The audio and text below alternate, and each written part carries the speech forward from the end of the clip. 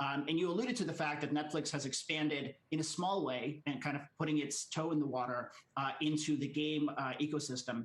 But just building up an alternative business that's gaming, that to me is not the solution. The solution is to figure out how to take the user and hold their hand into a future universe where entertainment and content is experiential.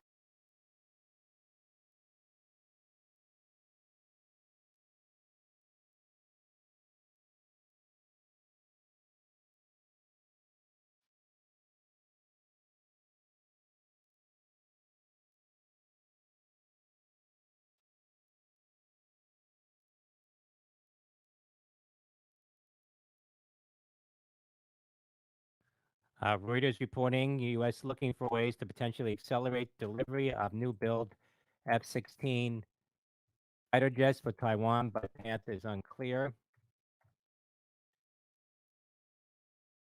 According to U.S. officials, Taiwan has privately expressed its wish for faster delivery of the new build F-165, Taiwanese officials said. That's Romeo Tango X-ray, Lima Michael Tango. That from Reuters now.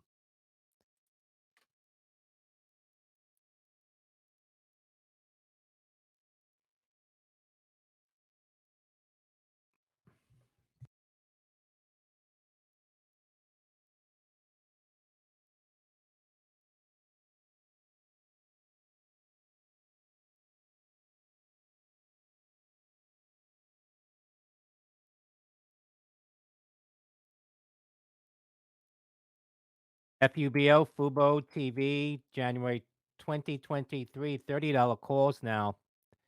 That's Foxtrot Uniform Bravo Oscar, FUBO.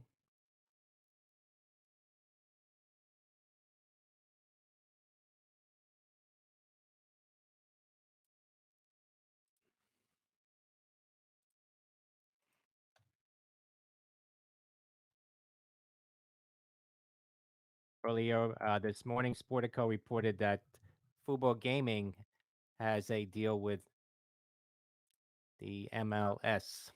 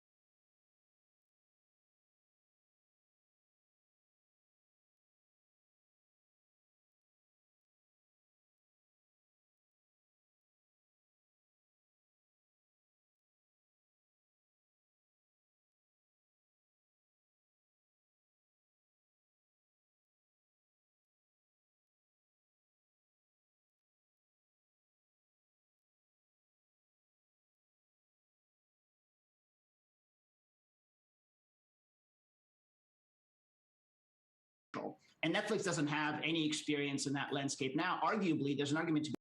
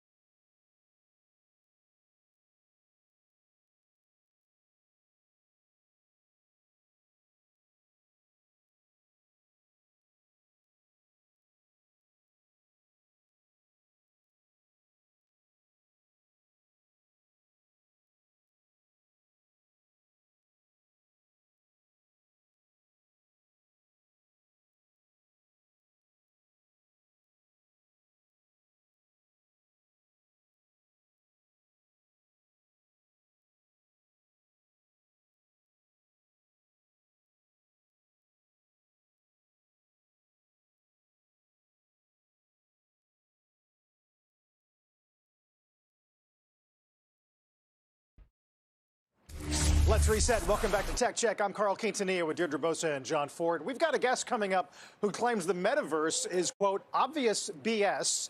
And we're not talking about John. First, though, a news update with Rahel Solomon. Hi, Rahel. Hi, Carl. Good morning. And here's what's happening at this hour. Existing home sales posting a big surprise drop last month. Sales fell 4.6%, thanks in part to a record low number of homes for sale.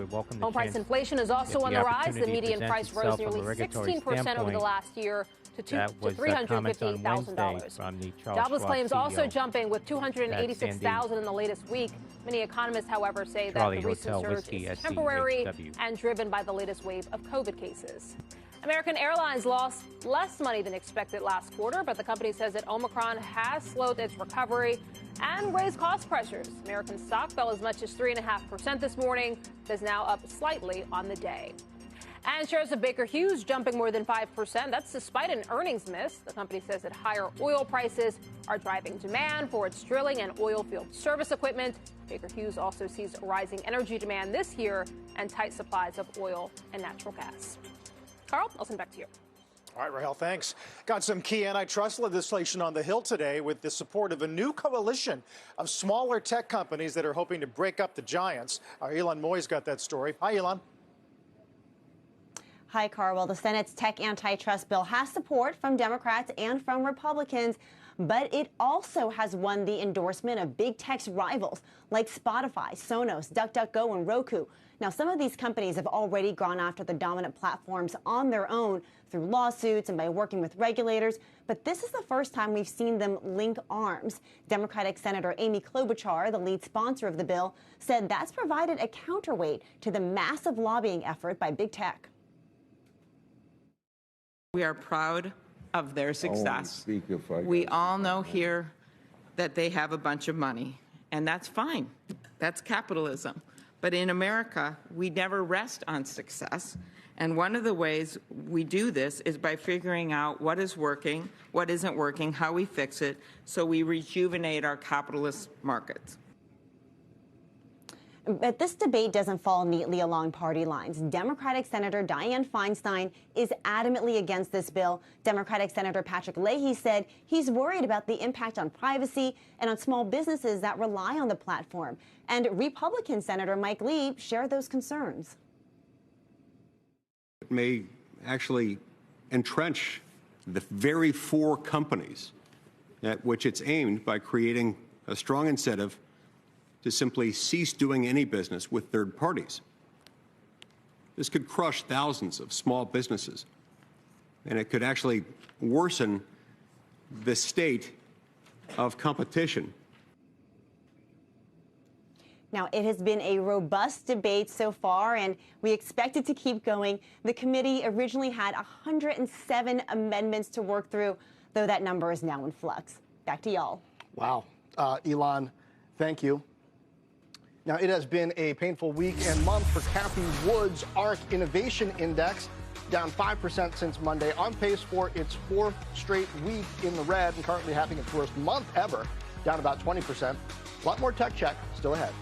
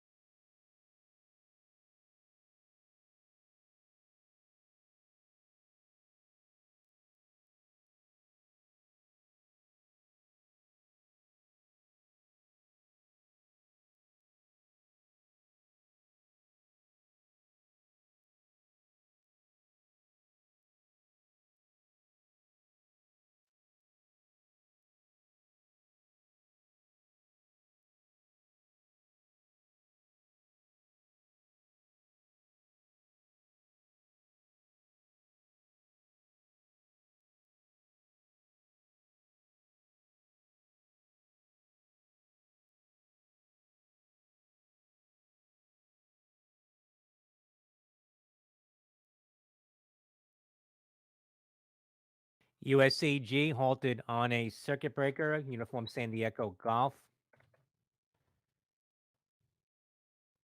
U.S. Energy shares halted on a circuit breaker at $4.01 USEG.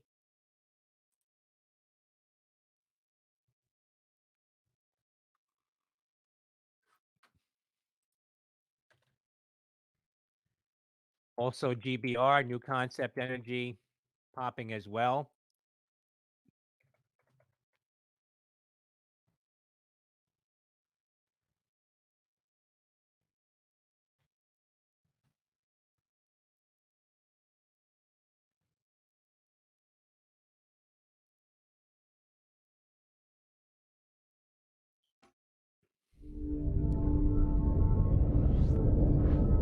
The tech giants scrambling for social media dominance, the subject of today's thread. Starting off with some quote-unquote troubling news for TikTok. Reuters reporting its revenue only grew 70% year over year to $58 billion, despite the recent tech crackdown in China, where TikTok's parent is based. Meanwhile, their overall online ad sales growth fell about 2.5% year over year. Back stateside, Instagram is taking a different approach to growth, launching an early test of creator subscriptions. That offering includes exclusive live streams and stories and subscriber badges on comments and messages. But only 10 power users have access to that today. Now, despite intense antitrust scrutiny over its Instagram and WhatsApp acquisitions, parent company Meta is outperforming its social media peers by at least 40% over the past 12 months. TikTok, man, the growth is interesting. Also interesting how they've managed to dodge a lot of the sort of regulatory, and scrutiny, and even the content scrutiny that the likes of Meta have gotten. I wonder if that changes in 22. Right, but it's got to deal with Beijing scrutiny, right? And we know what they've been doing to their tech giants. We saw the founder have to sort of take a back seat. It's interesting. It's still one of the biggest private company in the world, valued last around $300 billion.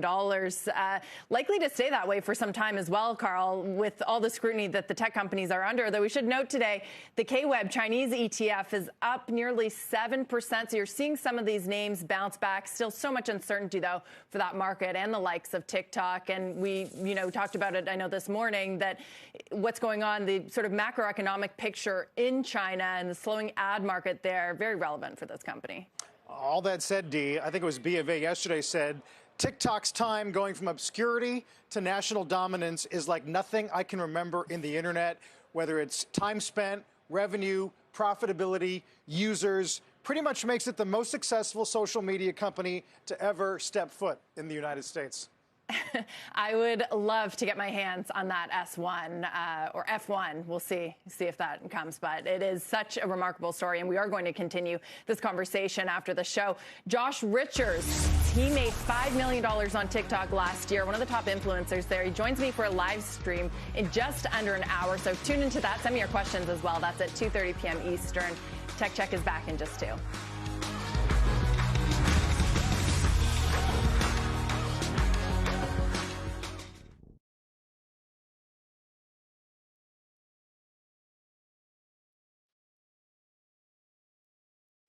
All right, guys, we're coming up here to 11:42, almost lunch. Crude is getting closer and closer to 67, guys. 86.67 crude.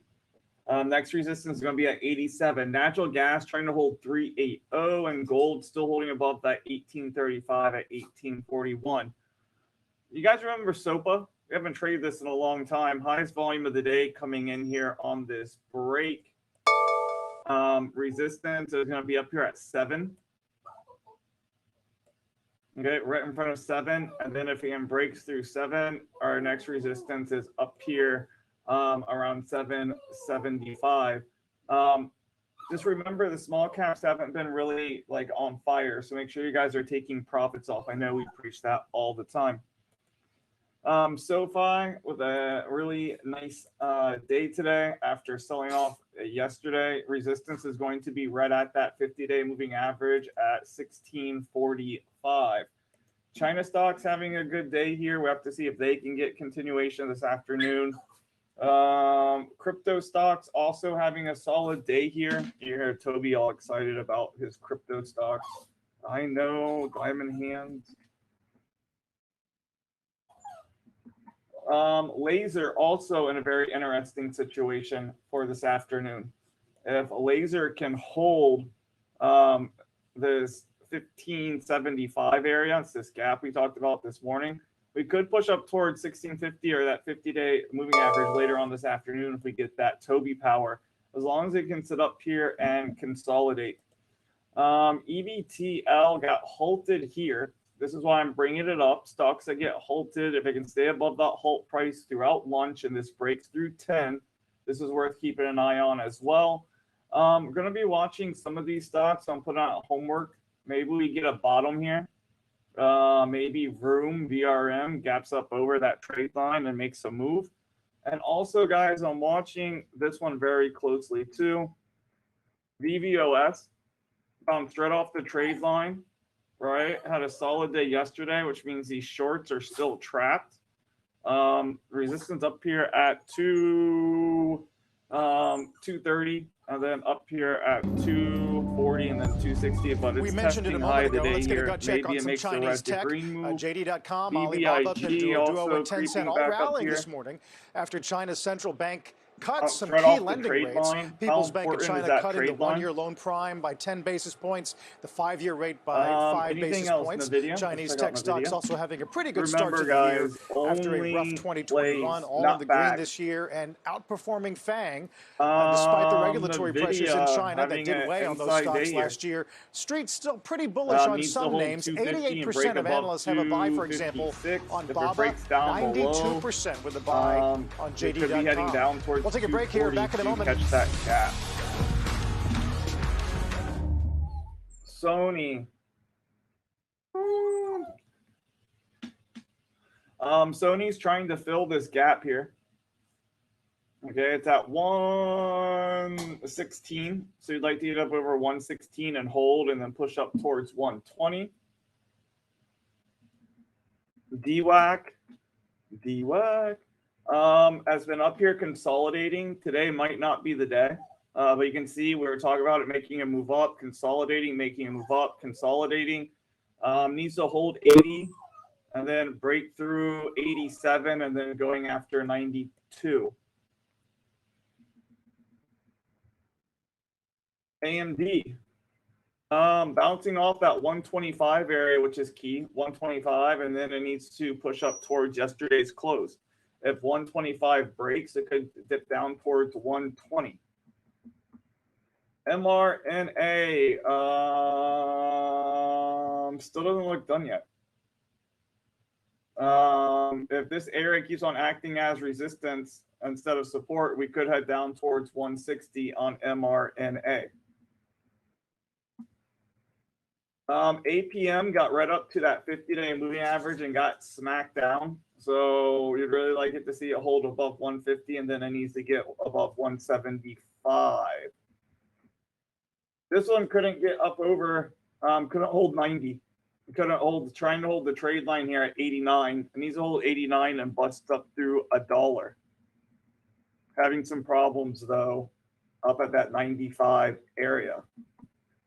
APRN just broke through the 50-day moving average, which is crucial. Resistance up at that 930 area. It's a pivot point. You can see high, resistance, support. It's up here at 942, so it needs to break through 9 and push up though, but nice bounce on APRN. Well, all the crypto stocks are up near their high, so what do we need to watch? It's like, let's say you're trading gold stocks. What do you need to watch? Or if you're trading oil stocks, what do you need to watch? You need to watch whatever they're following. Yes, if it's Bitcoin, Bitcoin. If it's oil, oil. And if it's not following it, that means it has relative what? Turning now to Meta, the social media giant reportedly considering a dive into what else the NFT space, and that is according to the Financial Times. The move would allow users to sell NFTs on Facebook and Instagram, but will that extend to the metaverse? Our next guest says he is, quote, calling BS on the virtual world, likening the hype to the communist propaganda he witnessed growing up in the Soviet Union. Joining us now, Evernote co-founder Phil Libin. Phil, it's great to have you. You can be skeptical, as you are, and call the metaverse dumb, as you have, but it doesn't change the fact that it has entered the mainstream, and the loudest players like Facebook or Meta are setting the narrative. What's wrong with that narrative? It's just so stupid. It kind of makes me sad. There's so much so many real problems in the world, and so much opportunity to actually solve them, and to see so much hype being poured down this weird dystopian sci-fi vision, which no one actually wants. Is I don't know, just kind of sad. It's lame. But yeah, you're totally right. It is part of the hype cycle right now. My prediction, though, is that a year from now, it's going to be pretty rare to see the word metaverse be used unironically. We may already be at that point, Phil, but it doesn't really, underneath the hype, it doesn't really change that is sort of where we are going the last 2 years. Mentioning the first WWE video game released since 2019, WWE 2K22. That's Whiskey Echo.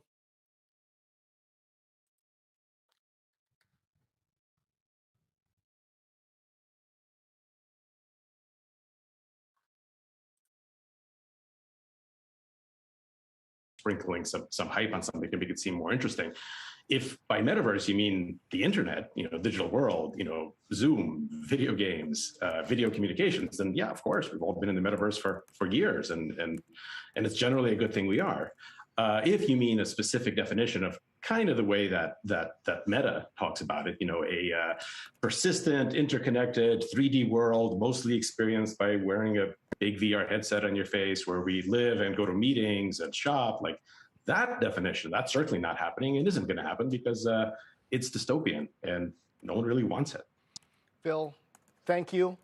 Thank you for, on as well. Viewers know I've been saying pretty much what you're saying also for a while now, and you're not against certain ideas that are getting sort of glommed into this metaverse narrative. It's just the overall kind of hype marketing that makes my stomach churn. But I wonder where you see the most potential. You've done work in video conferencing layered on top of that.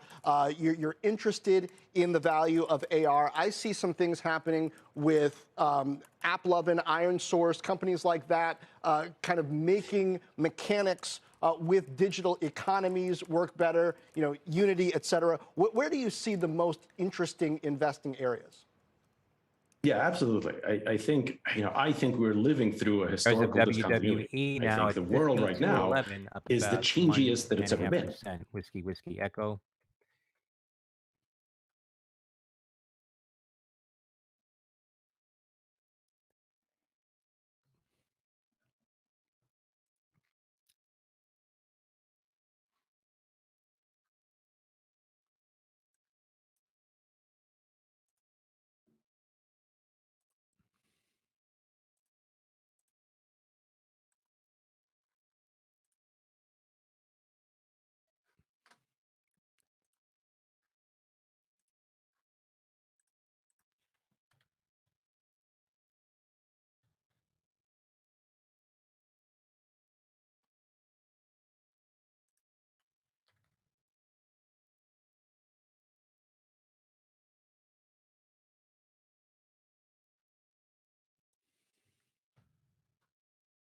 Much less of a dominating force. You have many more opportunities to integrate your work and your life around this out-of-office experience.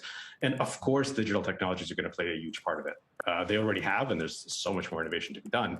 And that's why it's just a little bit infuriating and depressing to see so much attention being paid to what's ultimately obviously just a gimmick of, people floating around in cartoon universes without any legs and having meetings that way. Nobody wants that. That isn't a thing that's actually going to catch on.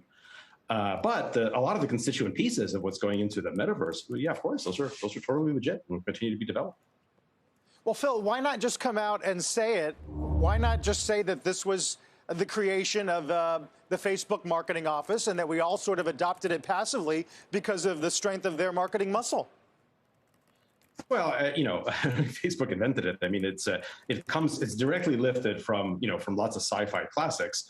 Not surprisingly, all of them extreme dystopias. And so for decades, nerds like me have been reading these like sci-fi classics and going, oh yeah, I mean, we can build that, even though, in the actual works, the worlds described are horrible places to live. We somehow kind of, forget about that. So this idea has been around for literally like 40 years. It hasn't actually developed that much. It's just now there's a bigger tsunami of hype around it, and it attracts other hype. It attracts NFT hype and all of that stuff. Let me play devil's advocate then. You say that it hasn't developed all that much, but my nephews, for example, during the pandemic when they couldn't play with their friends in person, logged on to Fortnite or Roblox and could connect socially there. We also talked to a number of companies who are able to hire more diverse people from further flung places because 100%. Of digital technology. So do you allow that there has been some important developments and there are some potentially really beneficial aspects of a metaverse, if you want to call it that? Well, I don't want to call it that. I agree with all the other stuff. Of course, like, hey, Legend of Zelda on the Nintendo Switch would let me live through the first 6 months of the pandemic. Like, obviously, all of us derived many hundreds of hours, I don't know, thousands of hours of pleasure from playing video games. Most of them not with a VR headset onto my face, although a few minutes of that as well. And of course, my company's hired, I've hired more than 100 people without ever meeting them from 20 different countries, very diverse, all over the world. That's not the metaverse. That's working in a distributed way. That's rebuilding the world in this distributed fashion. Yeah, that's the internet. And perhaps the internet economy. Phil, thanks for your comments. We'll talk to you again soon, Phil Libben. Thank you. Well, I know you want to relive this past hour. Well, you can. Subscribe, follow our podcast. You can listen anytime, anywhere, wherever you download podcasts. Yeah, Tech Check has a podcast. Look for it. We're back in a minute.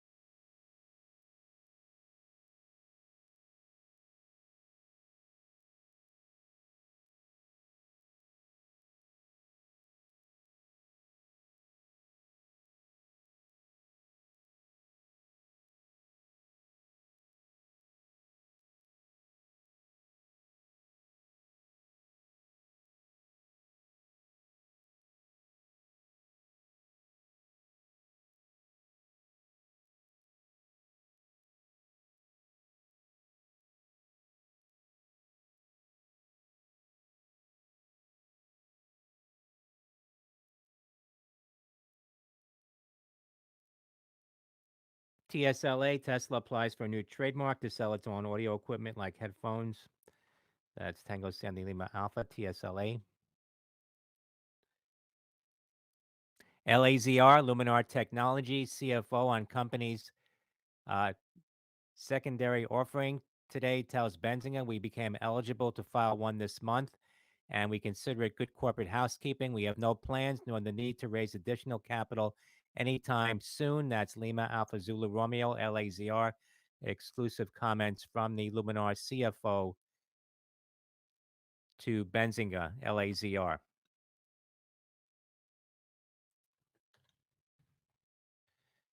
Shares of Luminar Technologies trading near the highs now, $16.23, up about 21%. That's LAZR.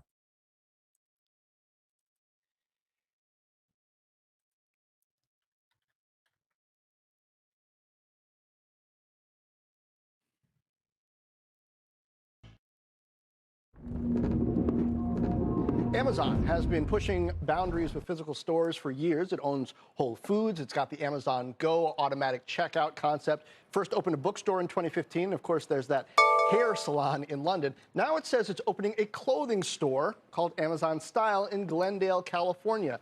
It's 30,000 square feet, so a much larger footprint. That's about the size of a typical TJ Maxx, because that's the ruler that we use for measuring stores, TJ Maxx's. It'll operate more as a showroom. So imagine one shirt on display. You can then scan with your phone, send to a fitting room. Last year, Wells Fargo estimated Amazon surpassed Walmart as the #1 apparel retailer in the U.S., and that's Amazon's apparel and footwear sales in the U.S. It grew to more than $41 billion. After a huge 2020 run, the stock's been basically flat for the last 12 months. No word on whether this shirt will be in stock. Carl, you want to shop at an Amazon store or a TJ Maxx? That's going to be a classic. Carl just Meanwhile, wants that you got shirt. a great programming note. That's right. Before we go, Carl, tomorrow, Airbnb CEO Brian Chesky, also its co-founder, will be with us live on Tech Check. You don't want to miss that. He's decided to live in Airbnbs, and Carl, he'll join us from one. Yeah, a great Twitter thread the last couple days. Let's get to the half. Carl, thanks so much. Welcome to the Halftime Report. I'm Scott Wapner, front and center this hour inside the correction wreckage. How much more are stocks likely to drop despite today's bounce? Is there anything to buy now, and how to protect your own portfolios? We're discussing and debating all of that with the investment committee. Joining me for the hour today is Jason Snipe, Brenda Vingello, Josh Brown, John Najarian, the co-founder of MarketRebellion.com. I mentioned we are having a nice bounce today. Let's go to the wall. I'll show you exactly what's happening in the market at the moment. The Dow's up better than 1%. That's 400 points. S&P with a nice bounce. Technology bouncing back today. The Nasdaq trying to regain 14,600. On its way to doing just that. The 10-year note yield, 183, just pushing 184. There's been a lot of technical damage lately, Dr. J. So many different sectors. Indices are either below their 50-day, their 200-day. We mentioned the Nasdaq closing in correction territory yesterday. What do you make of the bounce? Are you a believer in it? Should we be? Well, when you and I talked last week twice, Scott, from overseas, I was saying we are more likely to bounce at that 200-day for the QQQ than we are to burn right through it. Doesn't mean that it's an all clear that has been sounded, but I'll be watching, and thus far, the volumes are very good. So one of the things, again, that you and I discussed was when you see a bounce and it's not coming on volume, and we've still got 3+ hours of trading left. When you're not seeing volume, then I'm very suspicious of that bounce. So if the volumes that were in the first 2.5 hours of trading today continue, Scott, then I'm going to say, yeah, they probably can go higher from here after they caught a lot of late shorts in the shorts and basically took the market higher into that. LTRN. Josh, we oversold or not sold enough? You know, you had some interesting commentary today on the reformedbroker.com that I urge everybody to check out about using the opportunity of this bounce to be a seller of things you may be overexposed in rather than a believer in some sort of long-term comeback for some of the most devastated names. Yeah, I think it's so tempting when you're down really quickly, 20, 30% in a stock. It's tempting to look at a day like today and be like, all right, thank God. And then you form this idea in your imagination that if you just hang tight, all of those names are coming back to where you bought them, as though that's an important number to the markets, and you'll be able to get out even. I think our egos would prefer us to be able to do that.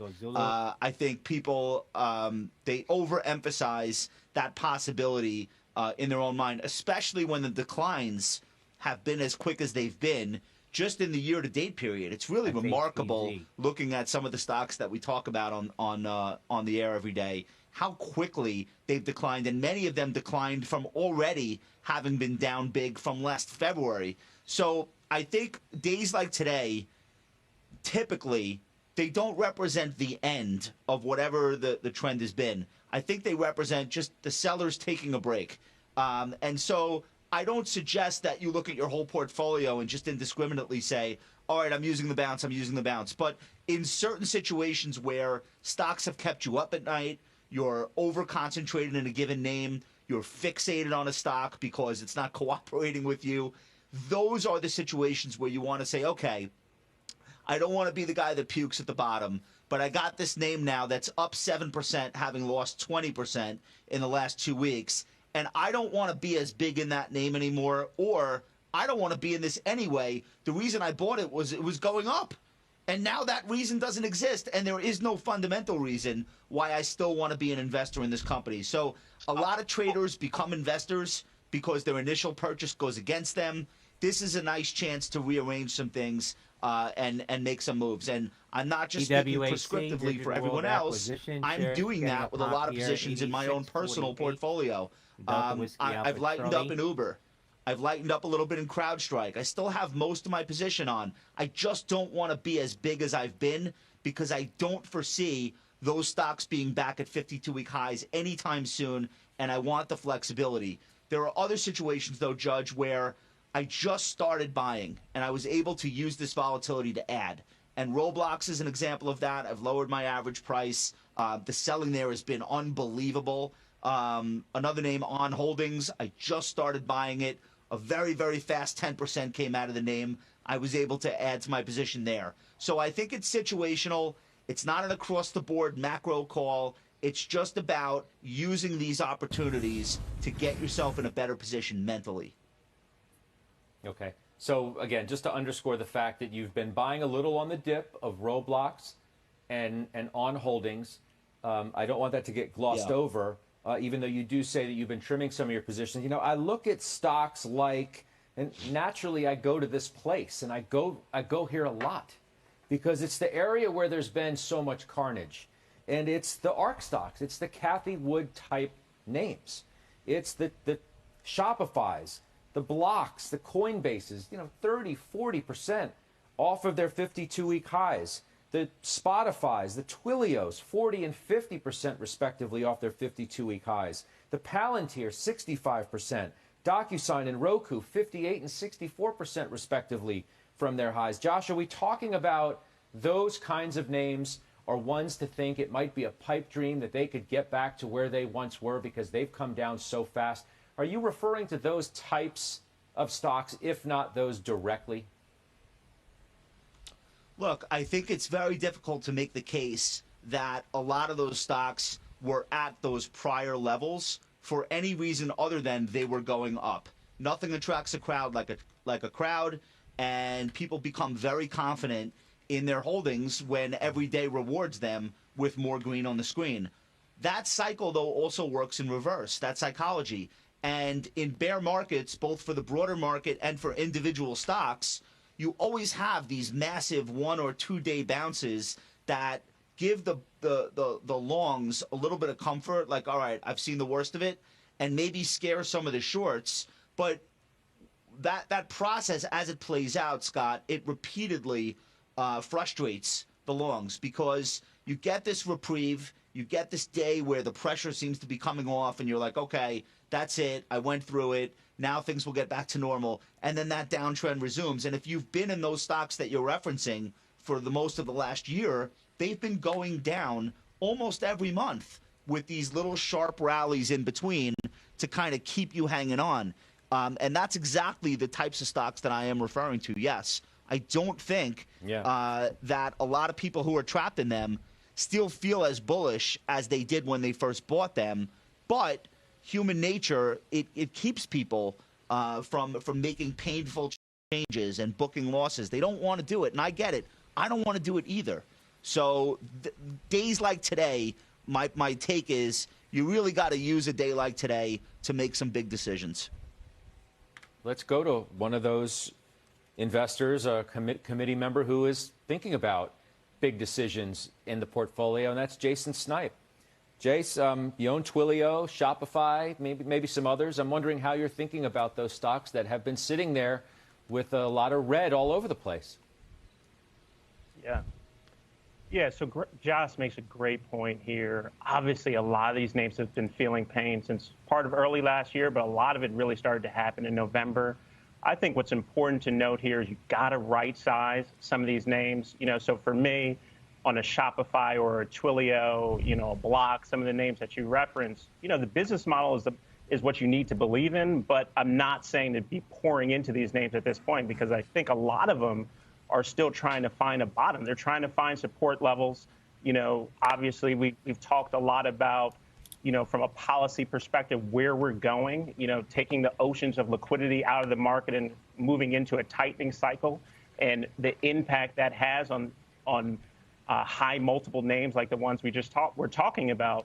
So yeah, for me, this has been just making sure I'm right sizing the portfolio, and the barbell for me, going forward has been more of the cyclical-oriented names and mega cap tech, because you still can't abandon growth, even though names like Microsoft are 11% off its 52-week high. So starting to look at some of them, Shopify is another one, over 40% off its 52-week high, down 25% year to date. So they can look appetizing, but you have to be careful in this market where all multiples and valuations are starting to be reset. Sure. But Jace, I mean, look, I think we need to forget about the question of pouring in. It's now a question of whether it's time to pour out. I think that's the crux of Josh's argument, is using bounces like today, not to ask yourself the question of, hey, is this so attractive that I need to buy more of a stock that I've loved, but taking advantage of a situation to repurpose and rebalance some of the names that you have loved for so long, and simply have to come to the realization that they're never going to get back to where they once were. Yeah. I mean, it's a great point, Scott. And I think even as we look at the ARC names, one of the things that Kathy Wood always talks about is your time horizon. Where are you on that trajectory? So is it the 5-year time horizon or is it a 1-year time horizon? Those are very different stories. So for an example, a name like Twilio or a name like Shopify or a name like Block, the 12-month going out, that might be a trade. That might be an opportunity to get out on a bounce like this. We have seen some of these intraday bounces, over the last several days and then trading lower at the end of the day. So it could be an opportunity, but I think it's important to right size and also look at your time horizon, from an investment perspective to be able to make these types of decisions. Let's pivot, I guess, Brenda, away from stocks like this to ones that we maybe could suggest are more fundamentally sound. For lack of a better description, it's just the way it comes to my mind, more fundamentally sound. We can be better believers in what the story is and what the trajectory of the business is, rather than relying so far into the future for whatever the company is ultimately going to deliver. Mega cap tech, for example, falls into this category, right? And even they're not immune to what the selling's been in terms of correction. And this has been one of the areas of the market that's really held up. And it's correct the broader indices from having a more substantive correction, because the names like NVIDIA and Amazon and Meta and Microsoft and Apple and Alphabet have held up. But now, NVIDIA is 27% off its 52-week high. Amazon 17, Meta 15, Microsoft 11, Alphabet 9, Apple 7.5. And look how weak these bounces are. These names today. Yeah. Well, look, part of the question is, Brenda, what are we supposed to think about the way these stocks have come down? Are the bounces anything to believe in? Because there, as Josh said, weak. And if you get a look out below on these names, you got big problems in the broad market. Yeah, I think, that we have to come back and look at what's going to be important this year. And we think more than anything, fundamentals are going to be important. Pricing power is going to be important. We're not counting on a valuation expansion, certainly not like we've seen over the last couple of years. In fact, we could get valuation coming down a little bit for the broader market. So I think when we look at what is going to drive this market going forward, it's earnings growth. So I think looking at the companies that really have solid earnings growth that are much easier value, not unprofitable companies, but companies that are highly profitable, like the Microsofts of the world, and seeing that they're now down, double digits from their high. I'm not saying they can't go lower, but I think this is a good moment to add some exposure for those who may be underexposed. Now, there may not be many people who are underexposed, but I do think it does provide an opportunity. And I think as we look to next week, obviously a huge week, not only with earnings, but also the Fed. But I think it will be a moment for the market to refocus on fundamentals in terms of the earnings story here. And so I think it's going to be an important point. But I do think from a big picture standpoint, this isn't a bad moment to be adding a little bit of exposure. I'm not saying go all in at all, but I do think this is providing a little bit of an opportunity here for those really high quality names.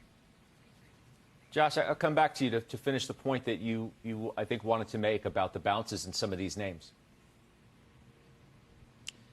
Yeah, I mean, this is like down 4%, up 1% for a lot of the large cap growth stocks. And I'm not saying that this rally can't build strength throughout the course. Who the hell knows, right? On a one-day basis. But this is not, the gap open rip that's dominated by some of the lowest quality stocks that have been hit the hardest is not historically the most favorable backdrop to be able to say, okay, we've seen the worst of it. And then you look, I'm long Amazon. Fundamentally, I think it's one of the best companies in the world. But this ain't it. Like, this is, to me, looking at it as a shareholder and maybe even possibly as somebody that might want to add to the position at some point, you look at Amazon and you just say to yourself, all right, there's no conviction that Amazon has seen its worst. Apple started to roll over really for the first time yesterday. Microsoft has been the strongest and continues to be today. That stock is just astounding. These are real NVIDIA, which I also own. These are not a great bounce. These are very high-quality situations, but it doesn't matter. If people have stock to sell, they're going to get hit eventually, and arguably some of them already have in the case of Amazon and NVIDIA. So I feel like if you want to be the person that says, I'm going to nail the bounce perfectly, okay, this probably isn't the final bounce. We probably have not seen the worst of it. The President of the United States yesterday gave a speech basically predicting a hot war in Europe. Am I the only person that saw that? I think you guys carried it on the air. So when you have that sentiment out there, right, regardless of how you feel it's going to resolve in the interim without resolution, we should not feel as though we're seeing the bounce. And I just feel like that's realistic. And if you end up being wrong about that, it's not the end of the world if you had lightened up into this. So let's, if we could, try and rise above, the plane's coming up. We've hit some turbulence, right? We get through the clouds, and let's try and look beyond the current environment that we're in, which feels bad and may frankly get worse before it feels better, depending on whether you think that we're finding some kind of bottom in the NASDAQ and other areas of the market that have been pretty hard hit. We tried to do that yesterday with Rick Reeder of BlackRock. And here's what he said about his market view, despite everything that's happening now, to keep your eye on the big picture of what stocks can still do this year. Here's Reeder. We'll talk on the other side. We've come a long way. Maybe we paused a little bit. Listen, I think at the end of the year, I still think equities are going to be your best asset class, certainly relative to the bond market. I think equities can be up 10% this year. How they get there, I think, is unclear. And like I say, I'm looking forward to next week and seeing how Chair Powell does and talks about where policy is going to be and how quickly they feel like they have to bring the economy or bring inflation back down again. Now, the issue, obviously, that has everybody captivated is the move in interest rates. And, the 10-year pushing to 1.9 yesterday all of a sudden has everyone taking the next leap forward to, okay, the next stop's 2%, and then maybe it's 2.2, 2.25, and then who knows where. Reeder also told us he thinks we're kind of getting towards the end of this run. Let's listen to that. I don't think we're going much higher, and I think that's the important point. We're going to get there in the next month or two, or is it going to take 4 or 5 months to get there? I think that's where we're going. But I don't think some of the radical calls that have, quite frankly, dislocated a lot of investors is, gosh, the Fed is so far behind the curve, they're going to have to lift where they end up going with rates, how quickly they get there much faster, and that's going to push rates dramatically higher. I just don't think so. All right, let's bring in our market headliner for today. See what he thinks about what Rick Reeder had to say. Chris Heisey, he's the Chief Investment Officer at Merrill and Bank of America Private Bank, joins us now. It's good to see you, Chris. Welcome back. Hey, thanks, Scott. Appreciate it. Two things there from Reeder. I'd love to get your opinion on whether you think we can do 10% in equities this year, despite how bad we feel and the volatility that we're experiencing now. And this idea that, okay, rates have gone up a fair amount in a fairly short period of time, but we're getting towards the end of the road. What do you think? Yeah, I think that's a really good part of the whole story here. It is tough to say what we end the year at. There's so much gyrations going on. We have a whole new regime at the Federal Reserve. We know all these things. We know where the Fed is going. 4 or 5 hikes. We know they're going to do balance sheet contraction. We know inflation's stickier and longer. What we don't know is how much the profit cycle itself will outdo the valuation decline. And if it's simple math, if the profit growth is higher than the valuation decline for this year, you have a positive market. From our perspective, we still think this is a market that's in a vortex right now. Jason and Josh talked about that revaluation, that reset. Tech is being split, and the money that's coming out of the split part, the unprofitable area, is going into, or at least some of it's going into the less market cap areas like energy.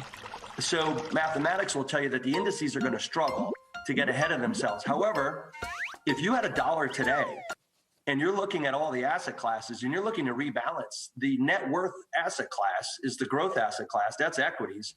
That's the difference between assets and liabilities. And that's still much more attractive than bonds or declining purchasing power in cash. So we think this is a Buffalo market. What's a Buffalo market? It's in the bull family. It can get tired. It roams quite a bit.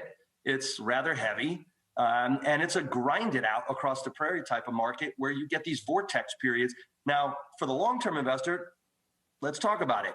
The 5-year investor, these are fantastic buying opportunities in the equity space, in the part of the market that will have length of stay, the high quality end that's producing really solid free cash flow.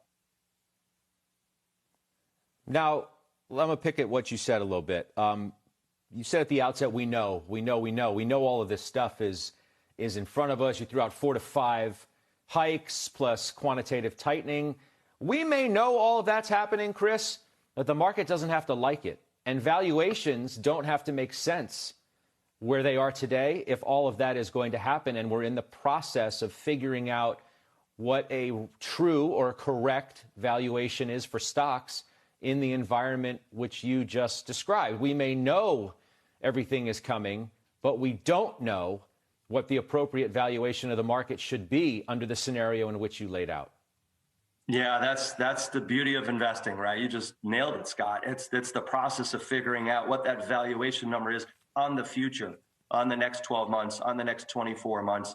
I think if you put your checklist down and you can say, hey, if we have above average nominal GDP growth, you've got some pricing power, you've got a little bit of operating leverage, and you build a profit cycle that's still going forward, you're getting growth there. If you get growth in profits for this year and you add a normal growth for 23, that valuation decline, that reset that we're trying to figure out what that is, should still stay in the 20s. And here's why.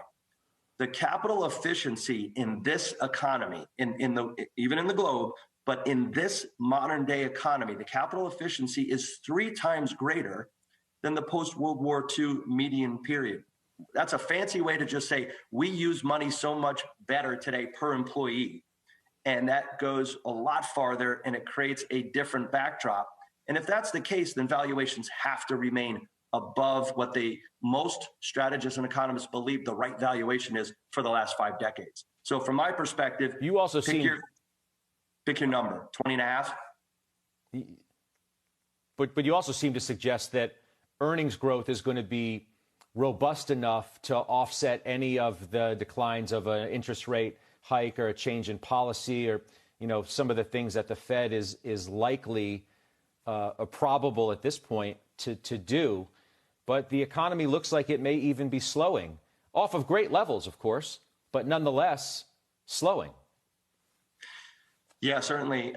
Still above average, as you said, nominal GDP growth, 8, 9, 10%. Split that in half, you get the real number. And you could still get revenue growth and beats in that environment much better than what we've experienced since the global financial crisis, obviously slower than last year for obvious reasons. But if you get a double-digit increase in earnings, even if it's 10, 11%, that could match the valuation decline. You get a flat market. But if you beat that and you get 14, 15% growth, which is certainly in the cards, you get a positive trending environment. You add a few dividends to that dividend yield, you're now close to that 8%, couple ticks below what Rick was talking about. And the key is going to be all this liquidity drain that people talk about. It's happening. We know that. But it's probably taken the balance sheet down to $7 trillion if they put the $100 billion cap in from $9 trillion plus. That's still 40% or larger than where we were pre-pandemic. So I think it's an important time to exhale, rebalance your portfolio, get back to the basics, stick to fundamentals, and use these opportunities for the longer term investor that can think past this year as a way to average into some of the names that have length of stay. Okay. And that's fair perspective, I think, for all of us to sort of keep things in perspective. And a big reason at the outset when you said it's a great buying opportunity, and you were very careful to say in what part of the market you suggested it was and what it wasn't. And I'm thinking about the kind of extremely high multiple and valuation stocks within the tech landscape that is notable that you did not mention specifically. And I know exactly what you were referring to. Josh Brown has a question for you, Chris, before we wrap up. Go ahead, Josh. Hey, Chris, I appreciate all your comments, and I agree with you. If your time horizon is longer than 5 years, which for most people watching it is, we won't remember any of what went on the last week or two. I want to ask you about if you're thinking about now with, let's say, your traditional portfolio. You've got stocks, you've got fixed income. Yesterday, the German Bund traded at a positive yield for the first time, I don't know, 4 years, 3 years, whatever it is. And now all of a sudden there are actual yields on what we would traditionally consider risk-free assets, treasuries, for example. Isn't this what you want to happen if you're building a diversified portfolio? That I understand in real terms it's not great, but just in nominal terms, the fact that you don't have to be fully in stocks, you can own fixed income, and you can get some sort of return from away from the stock market, even if it's painful for multiples short term. Isn't this just a more constructive environment in the intermediate to longer term to have choices away from the equity market for somebody in their 60s and their 70s trying to have their money do something?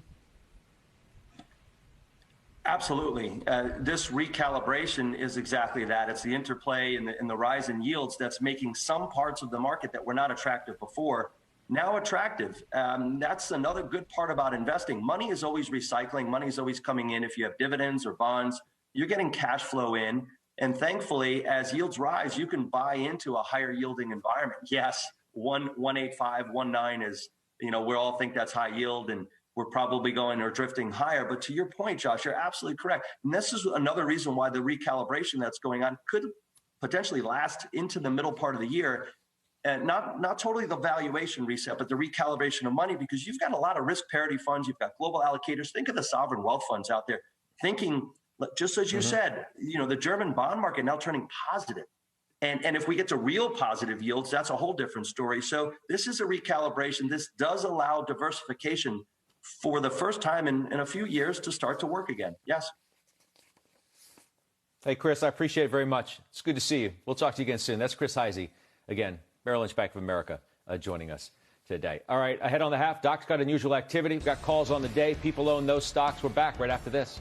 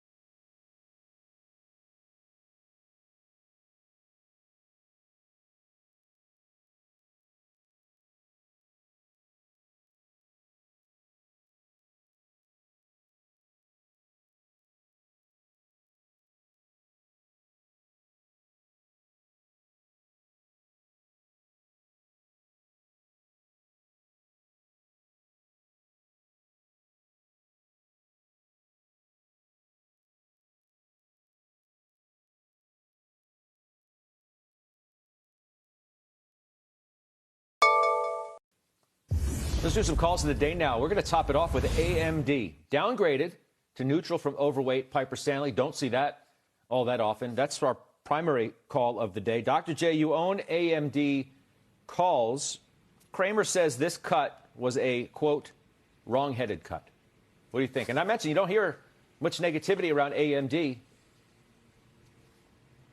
No, you don't, Scott. And the reason you don't is, of course, only Boeing has a bigger backlog than any of these big semiconductors. The fact that Advanced Micro Devices got this downgrade, I understand if it's because, and part of the note said, you know, it was just a tremendous year for them. Blanco and taking some money off the table is something that smart investors, traders do all the time. But I wasn't really taken by the note that caused me to exit my positions or anything. I just think you hammer out calls against the position and you continue to hold, because I think that demand is going to push prices up and push the price of the stock higher. Next, we've got Visa, Mastercard, and PayPal, all named top 2022 picks at Morgan Stanley. It's super relevant to us today.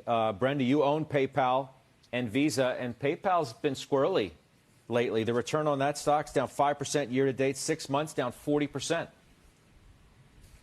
Yeah, PayPal saw the correction much earlier than others, obviously for fundamental reasons. However, there was a bit of a disappointment, but I think it led to a reset of expectations, where expectations have really arguably gotten ahead of themselves here.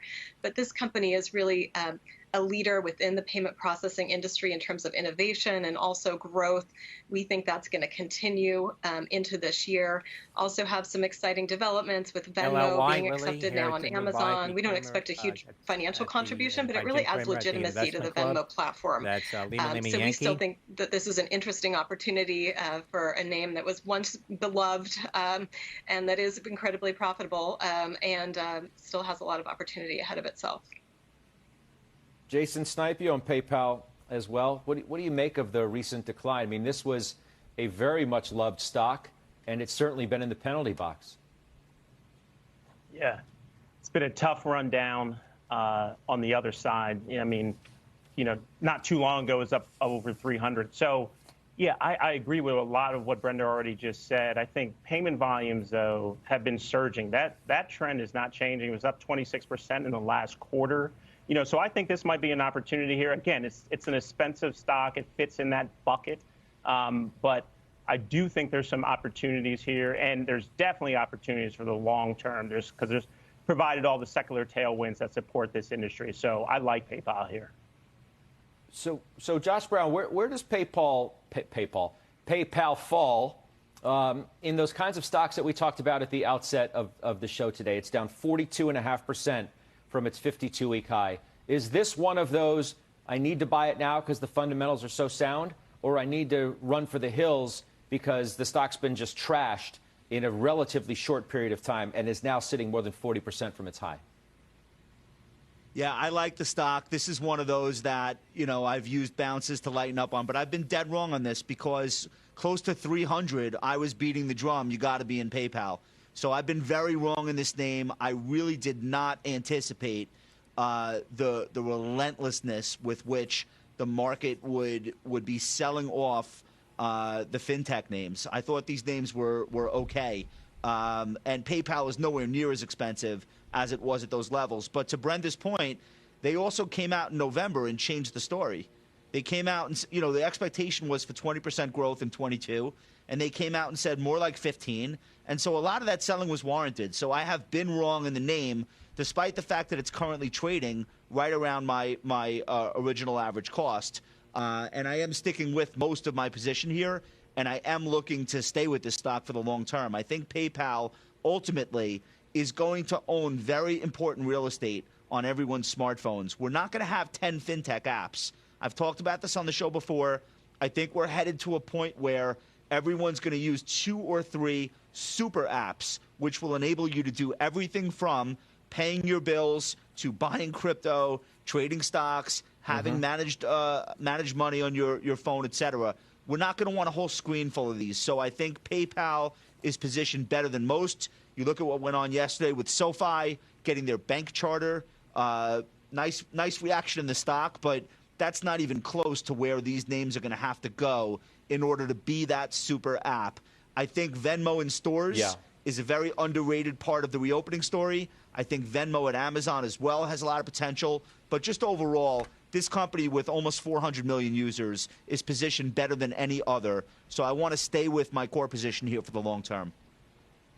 A couple of great days for SoFi as we show you that stock on our screen now. Lastly, Doc, Ford. So you bought new Ford March 22 calls. And this is a stock that just got hammered yesterday. It was the worst day in 8 months. And I remember we did it live on the show when we were flagged to it. And it was, it was something to see. I mean, this was a stock that had such a great run and then bang, as you like to say, it got hammered. And now you've bought some calls. Tell me why. Yeah, bang. Well, Scott, there are 6 different strikes of options, call options, that have traded over 30,000 contracts, each one of those representing 3 million shares of stock. So this is very heavy activity after that washout yesterday. And do we know it's the washout? No, we don't. But we do know that they were just hammering on the stock. This morning it opened down about 3% plus, Scott, and then turned around and went positive. Ford, now it's March back 22 to calls. unchanged or perhaps a little down right here, but I'm hoping to sell more calls against these March 22s. I have 2 full cycles out till March to do that, and I like the upside from here with the F-150 Lightning and so forth out there. So, yeah, I'm comfortable with the position, and I'm looking for more upside here. All right, good stuff, Doc. Thank you. Let's get the headlines now with Rahel Solomon. Hi, Rahel. Hi, Scott, and here's what's happening at this hour. President Biden warns any Russian troop movement into Ukraine will be considered an invasion. Biden says that he has made that clear to Russian President Putin. Biden sought to clarify his position after saying that a minor incursion might trigger a smaller response from the U.S. and NATO allies. The CIA now saying that most cases of Havana syndrome were likely not caused by a foreign adversary. The agency says that most cases that have been reviewed have been linked to known medical conditions or environmental factors. Hundreds of American officials have reported symptoms attributed to brain injuries, the first showing up at the U.S. Embassy in Havana. Jury selection, meantime, has begun in the federal trial of 3 former police officers in connection with the death of George Floyd. They are charged with depriving Floyd of his constitutional rights while acting under government authority. And near Tahiti, a pristine coral reef has been found that appears to be untouched by climate change. Researchers say the 2-mile-long reef is deeper than most, and that may be protecting it from the bleaching effects of warming ocean waters. The find also suggests that there may be more unknown large reefs. Scott, I'll send it back to you. All right, Rahel, appreciate that very much. Thank you. Rahel Solomon, stay with us. John has unusual activity trades coming up next.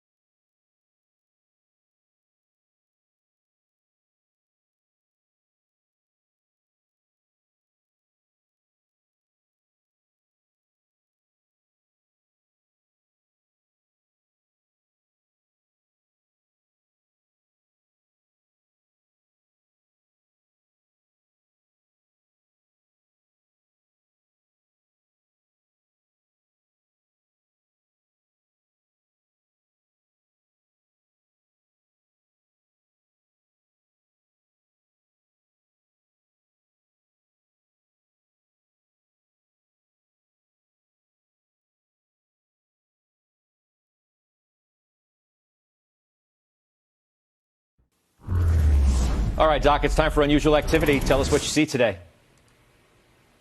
Okay, Scott, lots of unusual activity today. Let me just see here. Whoop, whoop. A bunch of them just went flying by me, Scott. So unfortunately, I got Cody. I don't have it up on my screen Doc. right now. Okay. I got Cody in front of me. I'm looking at the Scott. February 9th calls. Yep, go ahead. February 9th calls and Cody. Stocks exactly. moving higher by 5%. Cody, February 9th. Getting Scott does it better than me, folks. Thank you, Scott. $8.70. They started buying these John calls. Nigerian. They are the February 9 calls, as Scott said. Big buying here, 22,000. That's 2.2 million share equivalent. So February I'm in those. calls Take a look also at Snap. Cody. This is a put trade. Snap, March 33 puts with the stock at 37. In other words, somebody predicting at least a $4 drop between now and March, Scott. All right. Doc, I appreciate that. Thank you. Netflix shares, they're higher ahead of its earnings after the bell tonight. The stock down 10% in a month. We're going to debate that next, ahead of the results.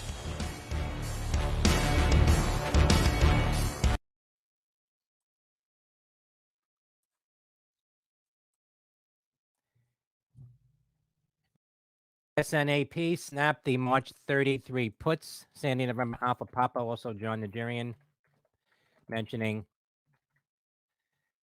unusual option activity. That's SNAP.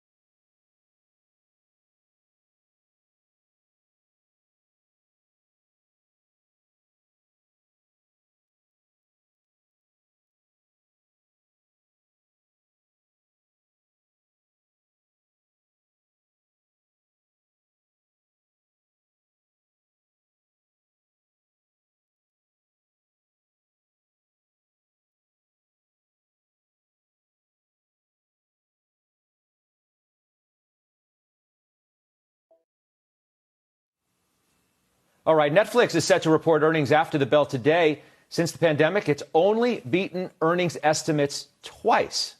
Jason, you own it.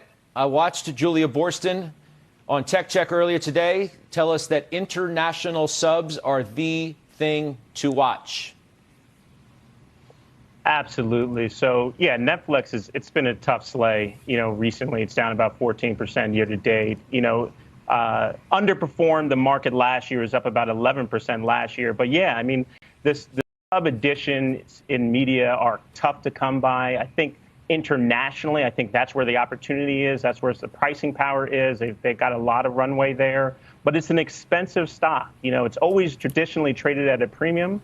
So I'm not overly bullish on the name. I don't have a lot of conviction here, but they've invested a lot in the content library, so hopefully that will benefit them going forward, going into the later half of 2022. Sorry, Jason, I didn't mean to step on your toes at the end there. Dr. J, you own Netflix calls. Growth in the U.S. and Canada has stagnated, and everybody is now focused on international Asia subs, the content spend, the pricing increase. What do you see here? Well, just like Jason said, stock down from $700 just a little bit ago, it seems like, Scott. Down here now trading $523. It's up $7 on the day. I think overall, Netflix, and it's one of those reasons that, I mean, when I heard the folks, Josh and the rest of the group, talking about being able to weather a 20% drop in stocks, I don't have that kind of fortitude. Options are a whole different story, and that's why I can stick to things like call spreads in Netflix or put spreads if I see negative. We haven't seen people accumulating this one, Scott, since basically November. So right now I'm just continuing to hammer out weekly calls against March calls that I own in Netflix, and I'll keep doing that because I don't see that big jump in upside activity that would get me to basically bet along with that smart money that we go a lot higher. I think it meanders sideways for a while longer, Scott. Okay. Doc, thank you for that. We will be right back. PTON, Peloton selling off here. Papa Tango Oscar November. PTON, Peloton.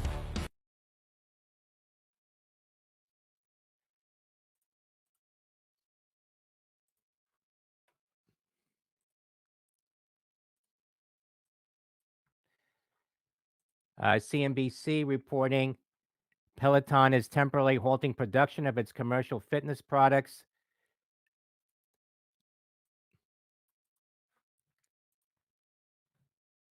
As consumer demand wanes and the company looks to control costs, according to internal documents obtained by CNBC.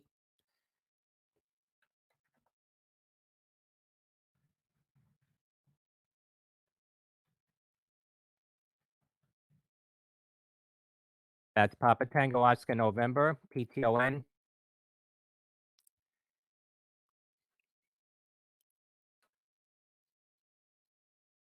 Peloton shares hitting $29.41.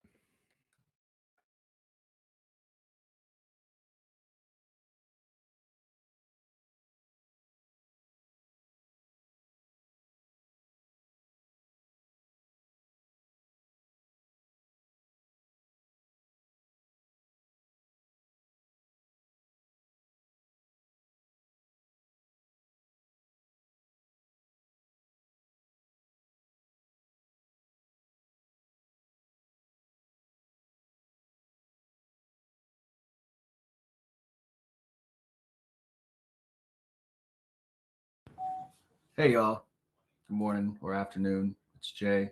Was long PL from a couple days ago. Yesterday took some profits, stock pulled in. Today we saw a nice push.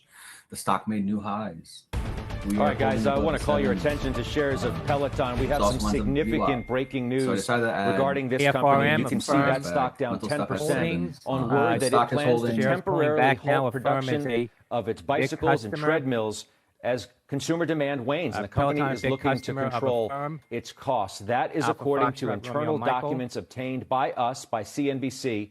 In a confidential presentation, the company said demand for its equipment has taken a significant drop due to price sensitivity and increasing competition.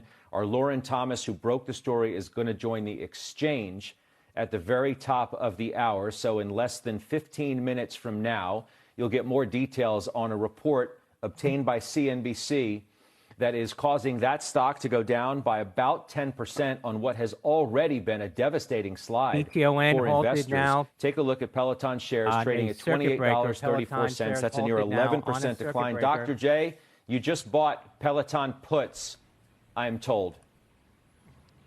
Yes, sir. Scott, I'm looking right now.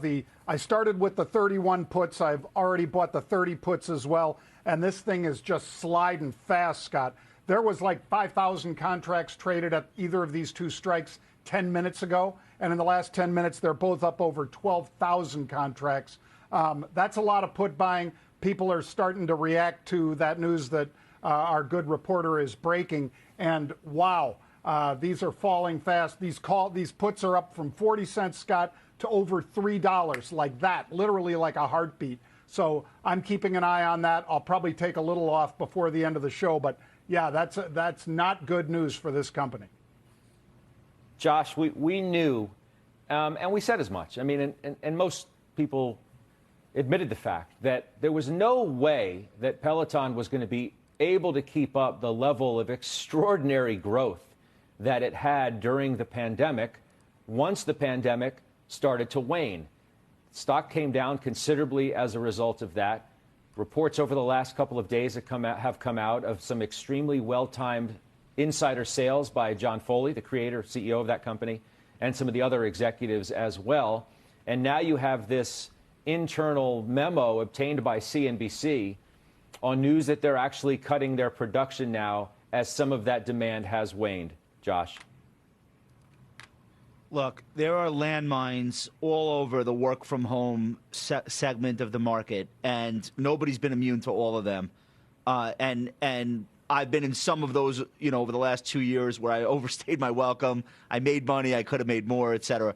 But like out of all of those names, this was the most obvious just because of the sheer mania there was for people to get on waiting lists and get them delivered. And you didn't have to know a lot. You just had to know a couple of things.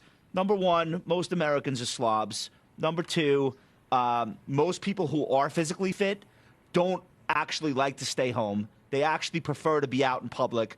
That's why they get physically fit, so people can see them working out. It's like a whole thing. I don't possess that gene, but believe me, that's a thing. And then you just think about the history of fitness-related companies on Wall Street. Name one that's been a success. There aren't. I was on the floor of the New York Stock Exchange with you, Judge, the day Fitbit went public. Remember that? They put treadmills, giant treadmills, out in front of the exchange. I said, oh, this is a short. Whatever the camera one was, where people could watch you surfing and skiing. Nobody wants to watch that. GoPro. That didn't work. Bally's Total Fitness disaster. GoPro. Remember Town Sports, New York Sports Club, Philly Sports Club, LOL, Planet Fitness. None of these work because we're slobs. And the ones that do work are usually a component of a bigger company like Nike. So this was always going to be a stretch. And then you think about how many people bought a Peloton in 2020 or even early 21 that are now going to put these things on the market in the secondary market to sell. There was no way they would be able to have that same level of demand for new machines. So I'm not saying this would never work. I'm just saying out of all the landmines, this was the easiest to sidestep. ATVI. So, Jason, the stock's halted down just about 11%. I get what Josh is saying, and it's funny and all that. And, at the prior valuation, it may have been ridiculous, but we've spent a good portion of this show talking about what to do with stocks like this. Peloton may never get back to the levels it was, but it certainly may go higher than it is today. No one's suggesting necessarily, I don't think, that Peloton's not going to be in business a year or two from now, or even in a longer time frame than that. Maybe now is a more reasonable valuation. What do you think? Yeah, so this is a difficult one because I would say this is I mean, exactly what the headline of the story was. Demand has been waning, so it's completely a demand story. I mean, even if you're throwing out the multiple narrative out the window right now, as it relates to demand, I think interactive fitness is strong. It's something that people are interested in, but the physical bikes and the treads where we're getting past the variant and folks are getting back outside to do their thing. This is a difficult one for me, and I must admit it was one that I traded in 2020. Peloton but for is now, open again. Shares not interested. dropping more now. I wouldn't put any capital work here. Okay. Let me remind you as well that our own reporter, CNBC's Lauren Thomas, is the one who broke this story. She's going to be coming up. There's the piece on CNBC.com. I urge you to check that out. It's about 12:55 right now in the East, so you got about 5 minutes or so before she joins the exchange to give more details on a story that is causing a significant further decline in shares of Peloton. Those shares currently halted. Actually, they've now reopened clearly because they're down about 16.5%. This may be a situation where they get halted repeatedly just because of those new rules at the New York Stock Exchange in terms of the way that stocks trade, especially when they move rather dramatically in a pretty short period of time. So keep your eyes peeled there. Doesn't look like it's moving now, which tells me it's probably halted yet again. We're back with final trades right after this.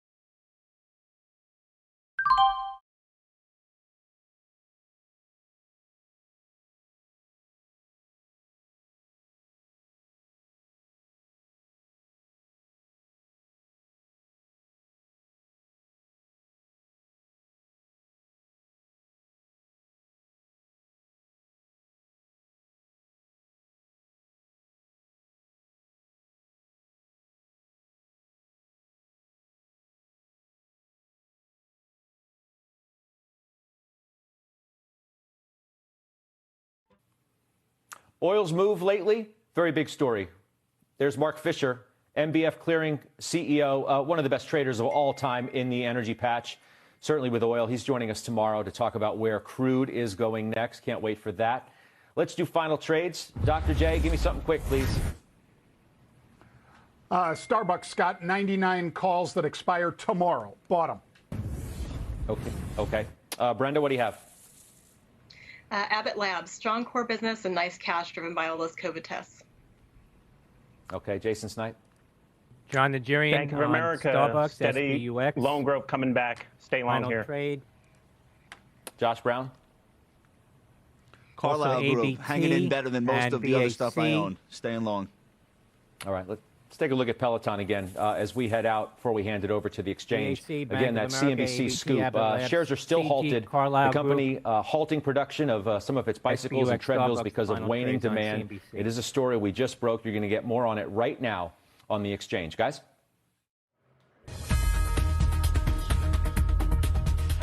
Thank you, Scott. Hi, everybody. I'm Kelly Evans. Peloton will reopen at 1:07 p.m. CNBC.com's Lauren Thomas is standing by. She just broke this story. She's going to give us all the details she has in just a moment. Elsewhere in the markets, RK is rallying. The Chinese stocks are flying. The semis are higher. FANG is mostly in the green, and the NASDAQ is leading the rally today. Growth has been sold off hard, but we'll speak to someone who says the stocks might be ready for a comeback.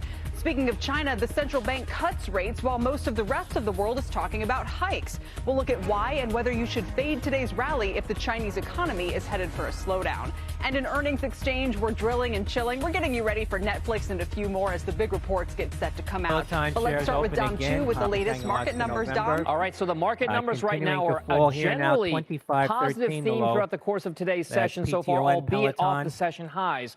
Just to give you some context, we are currently up 300 points in the Dow, very respectable. We were up 461 points at the high, so a pretty decent pullback on an intraday basis. The S&P 500, 45.79 the last trade there, up a full percent. And the NASDAQ Composite, the clear outperformer in today's session, you can see up by about 200 points. That's 1.5%. 14,540 the last trade there. One of the big reasons why that NASDAQ is outperforming and trading today has to do with those mega cap technology stocks and media type stocks that have been really hit hard over the course of the last several weeks here. Apple, though, up and trading today, up about 1/4% of 1%. Microsoft and Alphabet, 1 to 2% gains there. Amazon is down just about 1/4%, and Tesla's up 3.5%. So the 5 biggest companies in the S&P, 5 big members there in the NASDAQ as well, helping to drive some of those gains, at least in trading so far today. And if you're looking for one of the more volatile places where people are seeing some real outperformance, it's in the electric vehicle / alternative energy industry. Take a look at these names. Sunrun up 10%, Plug Power up over 7%, SunPower up 6%, Enphase Energy, Solar Energy up about 5% as well. Now, on a year-to-date basis over the last couple of weeks and over the last year, we've seen some downtrends for many of these names. So those alternative energy and EV-type stocks have been really volatile as of late. They're big today. We'll see if it stays that way, Kelly, this afternoon. Back over to you. All right, Dom, thank you very much. Story of the afternoon very quickly becoming Peloton. The shares reopened after being halted twice. They're now down more than 20%. All of this after a CNBC.com scoop published in just the last 15 minutes or so that the company is halting production of bikes and treadmills as demand slows. That's according to documents obtained by CNBC. Take a quick look at the share price behind me. Peloton is trading down 25%, let's call it, to $24 a share. This company went public at 29 in September of 2019. The opening trade was 27, so we are back below the IPO price and well below the highs of $161. CNBC.com retail reporter Lauren Thomas broke the story this afternoon, and she joins me now. Wow, Lauren. All right, what can you tell us? Yeah, well, thank you for having me, Kelly. And like you said, really volatile trading going on with that stock right now after we published that piece. So essentially what Peloton is facing right now is it really wasn't able to determine what demand it was going to see coming out of the pandemic, right? It saw so much demand pulled forward last year, sales up triple digits year over year. And now that's really waning and essentially falling off a cliff, right? And what I was able to see in these documents that I did obtain was, Peloton is continuing to reduce its forecast for demand. And it's in a position now where it has so much inventory on hand, so much supply, but the demand from consumers just isn't there. So like you said, the news here really is that Peloton is temporarily pausing production of its Bike Plus, as well as its tread product for a period of time to try to reset those inventory levels. Again, this is really a continuation of some news that is broken out over the weekend. We reported earlier this week that Peloton is now working with McKinsey to look for ways to cut costs that is likely going to entail layoffs as well as store closures. And Lauren, what do you make of the news that just before this, they raised the price, or they kind of added the delivery and setup charge into the price of the bike instead of making it, part of the deal? Absolutely. No, it's a bit of a 180, honestly, because if you recall, last year, Peloton actually lowered the price of its bike, right? And at the time, that was really a pitch to make it a more affordable option for consumers. I think the hope was that it would increase that total addressable market for Peloton to where it could increased demand. But from what I've seen, again, from these internal documents, is that hasn't really gone as planned, one. And now that it's facing, inflation, like many companies, it has to try to pass on some of those costs, those supply chain costs and setup fees to the consumer now. So the bike price is actually going to go back up by about $250, and the tread will be about $350 more expensive starting in February. You know, I feel for them somewhat because the pandemic is such an unprecedented situation. They bought, was it Precor? They bought all of this extra, all these facilities so that they could make enough bikes to keep up with demand. Now that seems to very quickly have reversed. Should they have just stuck with the bike? Because as I read your story, there's so many other products they're trying to launch. They have a strength project. They say there's been low email capture for that in the early days. We know the tread had its issues, a tragic death of a young child. So I'm just curious if they kind of did too much with the moment that they had. Yeah, absolutely. I mean, I think that's consensus from folks that I talked to, especially if you look back last year, they announced a $400 million investment in a facility in Ohio. They just recently broke ground on that. It's not yet expected to be up and running until 2023. Now, the goal of that project was, again, to increase, manufacturing capacity. But now we're at a point, do they really need that capacity, right? So they have made these investments. They acquired Precor. But at this point, as demand is kind of settling out to maybe a more normal level, it's unclear if they will really need that capacity moving forward. And you mentioned the Guide, which is a strength product. It had been expected to go on sale last year. That's what I see in these documents, but it's actually been pushed out now to as late as April. Peloton is saying that it hasn't quite seen the interest from consumers online that it was expecting when it made a media splash with that product recently. Incredible. Again, the shares are down at 24, which is probably an all-time low if they opened for trade a couple of years ago and their IPO at 27. So a huge sort of 360 for them, we can call it, over the past few years. Lauren, thank you for your reporting. Thanks for being able to join us so quickly. We really appreciate it. Of course. Thanks for having me. Lauren Thomas. For the full story, go to CNBC.com. Let's switch gears now, broaden things out, get macro, and talk about the battle of the birds at the Federal Reserve. A group of hawkish policymakers who are preferring to move more quickly to raise rates and reduce the Fed's balance sheet is set against the more dovish officials who are right now more worried about the fragility of the economy. Steve Leisman is here with a bird's eye view of the new Fed. Steve? RDSA, RDSB, World Dutch Shell to supply crude to Pemex's Deer Park, Texas refining for at least 15 years as part of a sale agreement that, according to a source reported by Reuters, that's RDSA to bank regulation and the Fed's involvement in climate change. Fed Governor nominee Lisa Peloton shares now open again, 23.25 the low, now at 24.20. That's Papa Tango Oscar November, PTON. Is a former governor now nominated to serve as vice chair of bank supervision. The Street looks at all of these and sees doves in their potential monetary policy. They could come up against a group of emerging Midwestern hawks here who include Fed Governor Waller. He was research director in St. Louis for the current bank president, Jim Bullard, Loretta Mester of Cleveland, and Esther George of Kansas City. They have typically been among the more hawkish Fed members. At least they were before the pandemic. All three presidents have the vote this year. In the middle, put Fed Chair Jay Powell, renominated for a second term, and Fed Governor Lael Brainerd, nominated now to be vice chair. So far, little space between them on monetary policy, although some differences when it comes perhaps to bank regulation. We don't know much about the new nominees. At zero rates and a $9 trillion balance sheet, there may not be much difference between hawks and doves, at least earlier on.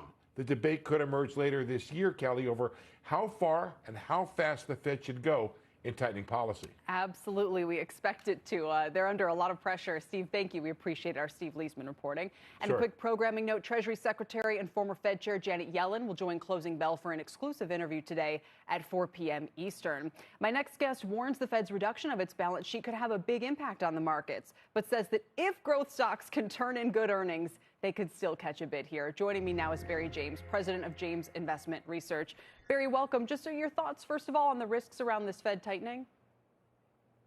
Well, I see two things. SBOT, Spotify, new buy from Motley Fool. A dragon called Hung, Sandy Papa the rainbow Oscar dragon. Tango, It's new got buy two from heads, though. Motley That's the Fool. problem. One is COVID for us. The other is the Federal Reserve. The COVID Shares head of Spotify is going back to popping sleep, for the even though highs our here, company had to cancel a 217.94. 50-year anniversary trip because of COVID. It is going to go back to sleep. It's the other one. It's the Federal Reserve. That And we just new buy look at that, recommendation from the Motley great, Fool, reporting that you just had. At the beginning of the year, it went from an expectation of 3 hikes to 4 hikes. And what has the stock market done since? It's gone down. Next week, we get the information from the Federal Reserve of what they're really thinking. And Fed Chairman Powell is very good at communication, so I don't think there's going to be much of a surprise. But if it's not above 4 times this coming year, I think the market will start to settle down. All right. So what would you do then in that investing environment? I know you're not typically the kind of person who looks to growth stocks, or, people right now are all tilting towards value and thinking that's the surefire trade for the year. Yeah, that's a great question, Kelly. In our James Balanced Golden Rainbow Fund, we have stocks and bonds. On the bond side, if I had cash, 2 years, wouldn't go beyond 2 years. That's the steepest part of the curve. You do something called riding the curve down. So over 2 years, you at least get your 1% interest back, regardless of what happens with the Fed this year. On the other side, on the stock side, we really do see that the reopening is going to be very important, and higher interest rates is going to be very important. The higher interest rates hurts growth stocks because they're based on the value of those future earnings, and they're not worth as much today if interest rates go up. So more of the value, more of the cyclical types of names, and that's what we would be favoring from energy stocks to finance stocks to industrial types of stocks at this juncture. Not that the others, you have to get out of them entirely, but that's probably where the next wave really is going to be. Yeah, you guys like Pioneer, Regions Financial, and Eaton Corp. A final question, though. You do think this earnings season could be a period, and I wonder if the banks were already starting to tell us that. Their earnings missed in some cases, depending on the metric that you look at. The stocks have been down substantially, and what do you expect as earnings season continues to play out? Could be a bit of a rotation here. Well, in the banking sector, you're right. We're seeing some misses, and that's mainly because of personnel costs. In order to attract and keep the people that they want, the larger banks and regional banks are having to spend more. But if we look this year, so far this year, all those sectors down, one of the few sectors that's up this year is the finance sector, and that's because of the steepening of the yield curve. It does make things, more profitable for a lot of these institutions. So I don't think I would be afraid of them at this point, and it might actually be some good entry points as these prices have come down pretty much so far this year. At 25.47, it's good to see you. We appreciate it. Barry James with more than James $2 from the lows now on Still Peloton. ahead, Chinese stocks are leading the market after their central bank cuts the key lending rate. JD.com up more than 10%. Is this the start of a longer-term rally? That's next. Plus, a major tipping point for EVs. Bank of America says this is the year and has the names they think will come out on top. The exchange is back in a moment.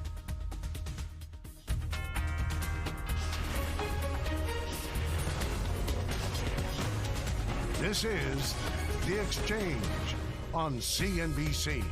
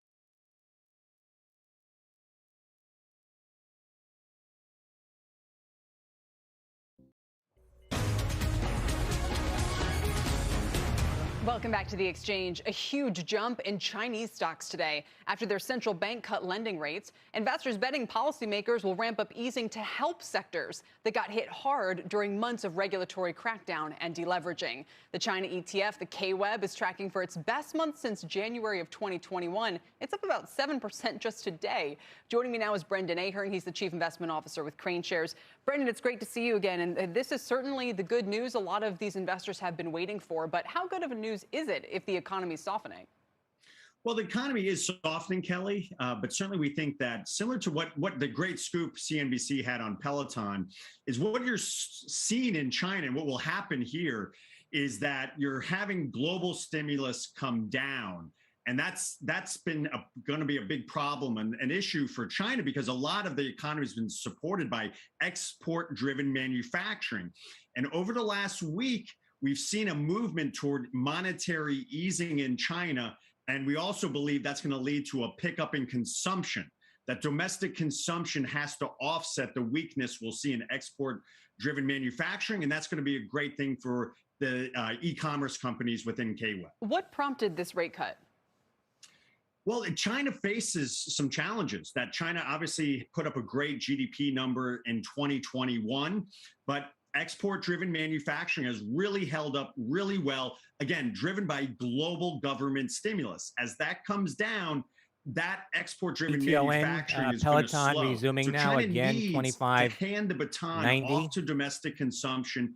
We saw the loan prime rate cut.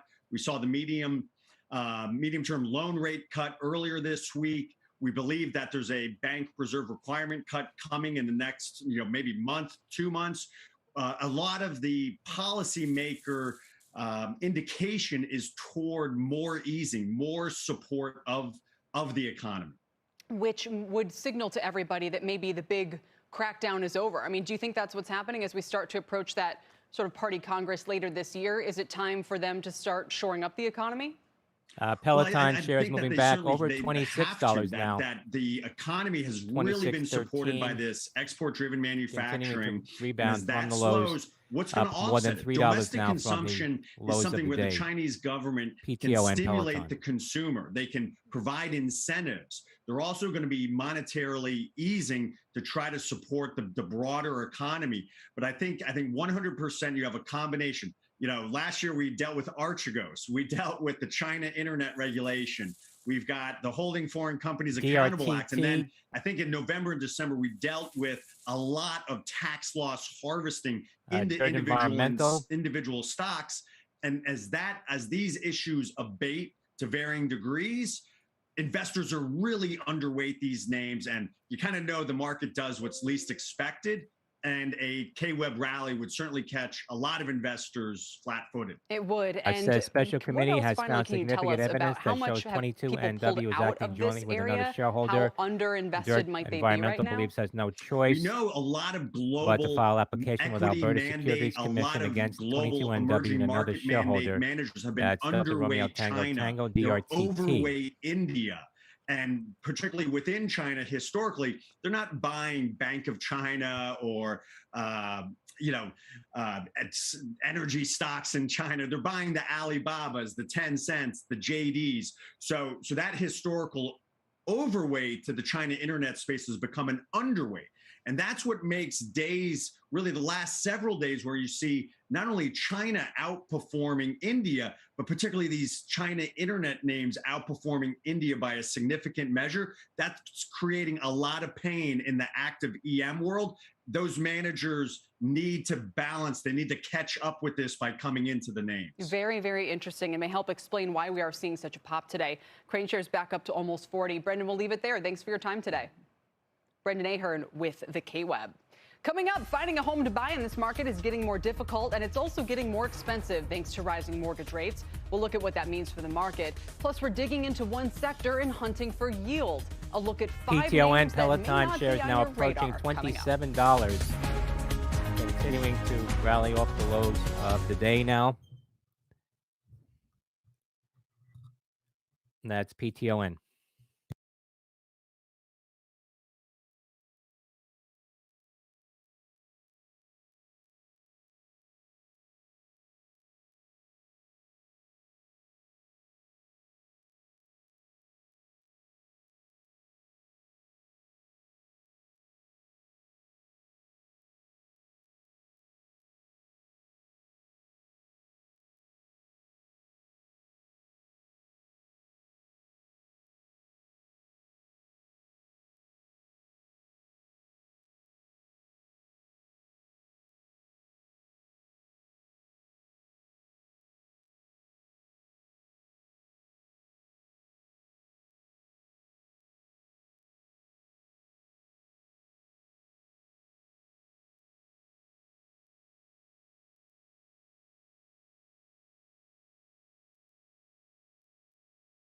find what secrets lie behind your back. Everyone's just hanging on the ladder with me. No one wants to go start it. Oh, now it goes. It goes after I oof. Of course it does. Seems like it only starts whenever I leave, though. Ah, look, see, just like that. Maybe I can make it. Yes, yes, yes. Yeah, combo bunga. So the code was actually on that other area. Remember, I saw it earlier. It was 2003. Oops, someone, yeah, and he's just entering it for me. Oh, thank you. Ooh, new area. I don't know the answer to this code. Guys, there's a way to get the code. Wait, how? Over here. Apparently my fan knows how to get the key. We need to jump over it. Okay, let's jump. Hey, combo bunga. Thanks, guys. That was good using your head. And now we just got... No, I died! Wait, I gotta find out the code. It's 45701. 45701. Here in time. Yeah, just in time. Apparently there's gonna be a code somewhere. Whoa, that guy's stuck in the wall. Combo, where are you? Isn't that the question? Hi, everybody. Welcome back. We are seeing green in the markets today. The Nasdaq, which had been leading the way down, leading the rebound today with about a 1.2% gain. Dow's up 265. Let's get another check on Peloton. The shares are dropping substantially on a CNBC.com scoop that they're halting production of bikes and treadmills. This was according to internal documents shown to CNBC. The shares are down 17%. They're $26.40. That was like a real-life combo panda fidget from spinning. late 2019, but above the all-time low of about $17 and change we let's saw go. back at Is the the boss? pandemic lows Or in is March just another room? 2020. Is the before code on his absolutely back? took off to the It's upside. on his We'll continue to keep an eye on it. Meantime, the chip makers are actually higher today. The S&P GTF is having its like worst kind week of since highlighted March weird on this 2020. wall. AMD, Maybe Micron, that's and supposed to be the code. Semi are So, underperforming today, but the SMA and just I managing got about it. a two-thirds Combo percent gain bunga. up there around This guy's asking me where I am, and I'm like, dude, I have no clue. I'm in a secret area. Or should I just tell him I'm in the kitchen with Dinah? And Moderna Combo's is in the also kitchen underperforming. with It's the biggest laggard in the Dinah. Nasdaq Combo's in 100 the so kitchen, far I this year. know. It's down more than 30% in January. Okay, now someone wants to get out of the kitchen with Combo. Got a lava floor. Today. It's back some to portals. Still, stocks are mostly higher. We gotta take the block across there. Rebounds, and the that was rental and resale hard. names like Poshmark, ThredUp, Stitch Fix, Rent the Runway, and The Real. And in Poshmark's case, it's up almost 10% today. A lot of these names, though, still more than half below their recent highs. Still ahead, Netflix, CSX, Schlumberger, all set to report results. We have the actual story and the trade on all three stocks in earnings.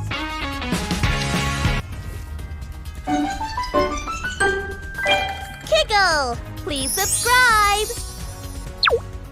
It's dangerous to be exposed to viruses. Let's learn about virus safety. Spot items you need for virus protection. The mask keeps out viruses by covering the mouth and nose.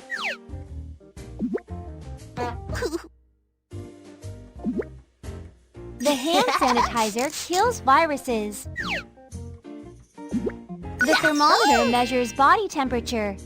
36.5 degrees Celsius is safe. Outstanding! Remember important items for virus protection. Oh no! Being too close to your friends can spread the virus. Move the friends to a safe spot.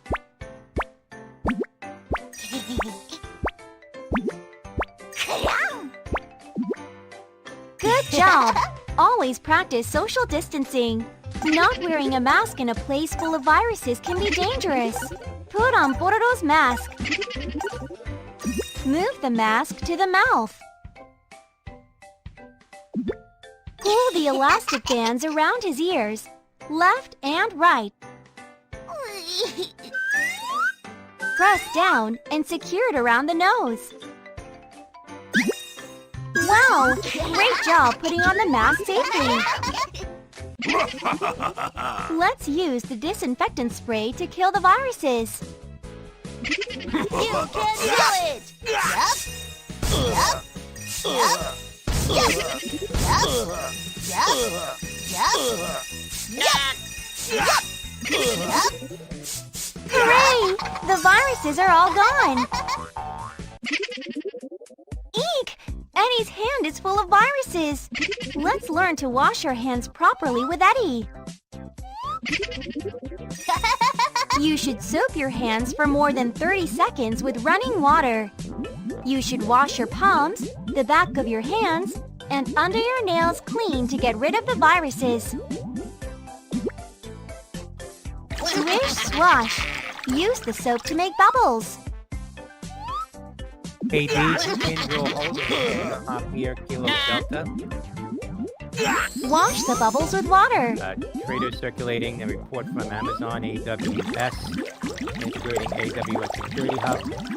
Dry the hands with a towel. Secure large client deployments. It says Kyndryl is an AWS Select Tier Services partner, an IT infrastructure Good services job. partner. Eddie's hands are sparkling clean. In the report. Wow, now we're safe from viruses.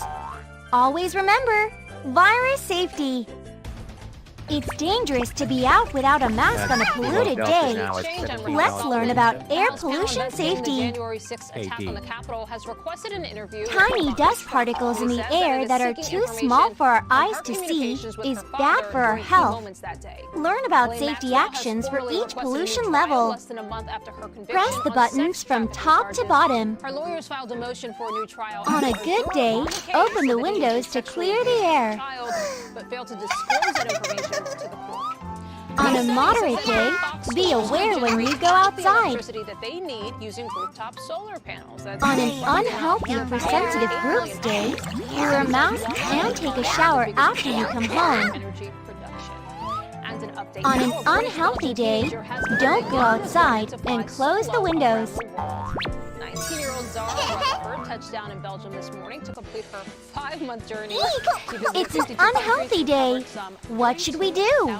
Close the windows to keep out the pollution. When she was taking off. Time really flies, I guess. Amazing. That is an education.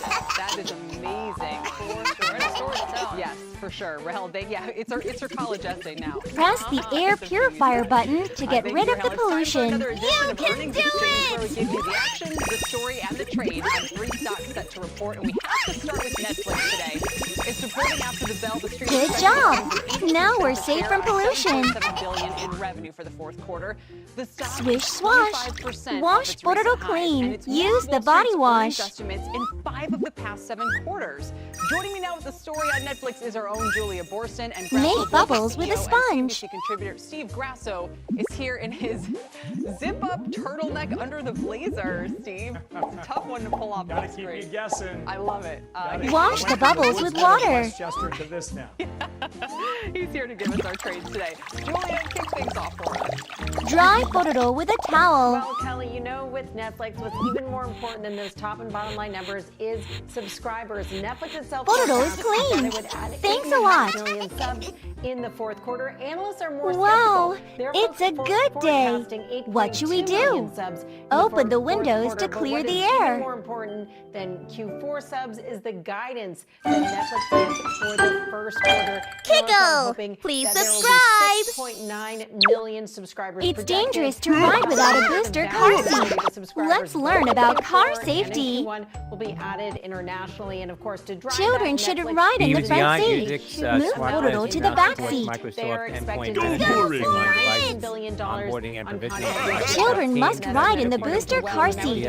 Choose a car seat for Portal. Oh no! Not wearing a seatbelt is dangerous. Fasten the seatbelt. Pull on the seatbelt. Left and right. They think their subscribers are willing to pay a little bit more. Pull down and lock the belt buckle. They debuted in Q4 and that they have lined up. Wow! Now Portal is safe. Thank you. There's arguments. We've seen them again. Hooray! Let's go for a fun drive. Move the steering wheel and collect all the stars. So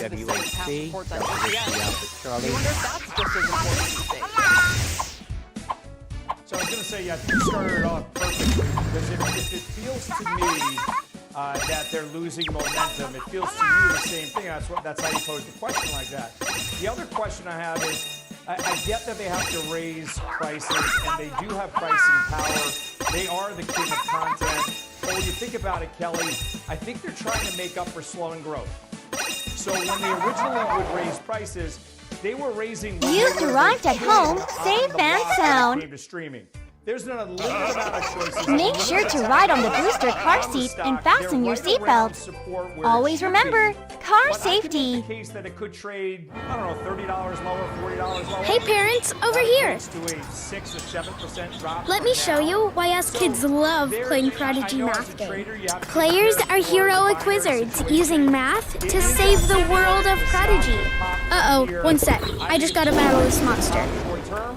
Battling tough opponents means practicing math. I know this one. Hope you like about this price hike. You know, my fireball. Of strength or maybe of a little. It's dangerous to ride the school bus without fastening your seatbelt. Let's learn about school bus safety. 70% of those analysts have a buy rating. Only less than 10%. Line up your friends. But I think that what we're seeing here is this expectation that we'll see a big jump in subscribers in the fourth quarter. This would be the biggest subscriber. Good job. Seen in a Standing year. in line will help you get on the bus safely. Content that was added in the first half of the year. A lot of that was due to COVID delays. So the question now is whether the fact that they had a really strong content lineup in Q4. Oh no! Not wearing a seatbelt is dangerous. Continue to have that kind of fasten the seatbelt. Really helps drive the Drag left to fasten the seatbelt. Netflix has become a must-have. You know, there is a lot of concern right now that we could see churn more broadly. Drag left to fasten the seatbelt. Subscription services, Kelly. I mean, people only want to subscribe to so many. Wow, your friends are all safe. Thank you. Netflix, one of the ones that people have to have the Spot the friends who are being dangerous. Keep that, Disney Plus, one or two others, but maybe not 6 or 7 that you might have signed up for. Forcing the window open is dangerous. That is a good reminder of the Peloton. Don't goof around with your friends. What's happening to your darlings. Julia, thank you. We appreciate it. We're looking forward to these results. Standing up in the car is dangerous. We'll talk to Schlumberger. Those shares have surged 50%. Forcing the window open is dangerous. $19 calls. Active now. Standing up in the car is dangerous. Pippa Stevens is Don't goof around with your friends. Good job. Stay seated to be safe in a moving bus. Companies have underperformed their upstream players. You've arrived at school. Online, they really do stand to benefit. But where's Chrome? Specifically, this is a case of where size does matter. It's the largest player within the services. Oh group, no! and so they can Chrome was benefit left from their behind on the geographic bus. footprint as well as their robust product offering. And so a few key things to watch here out of their report. Help Chrome get off the bus safely. Press the buckle.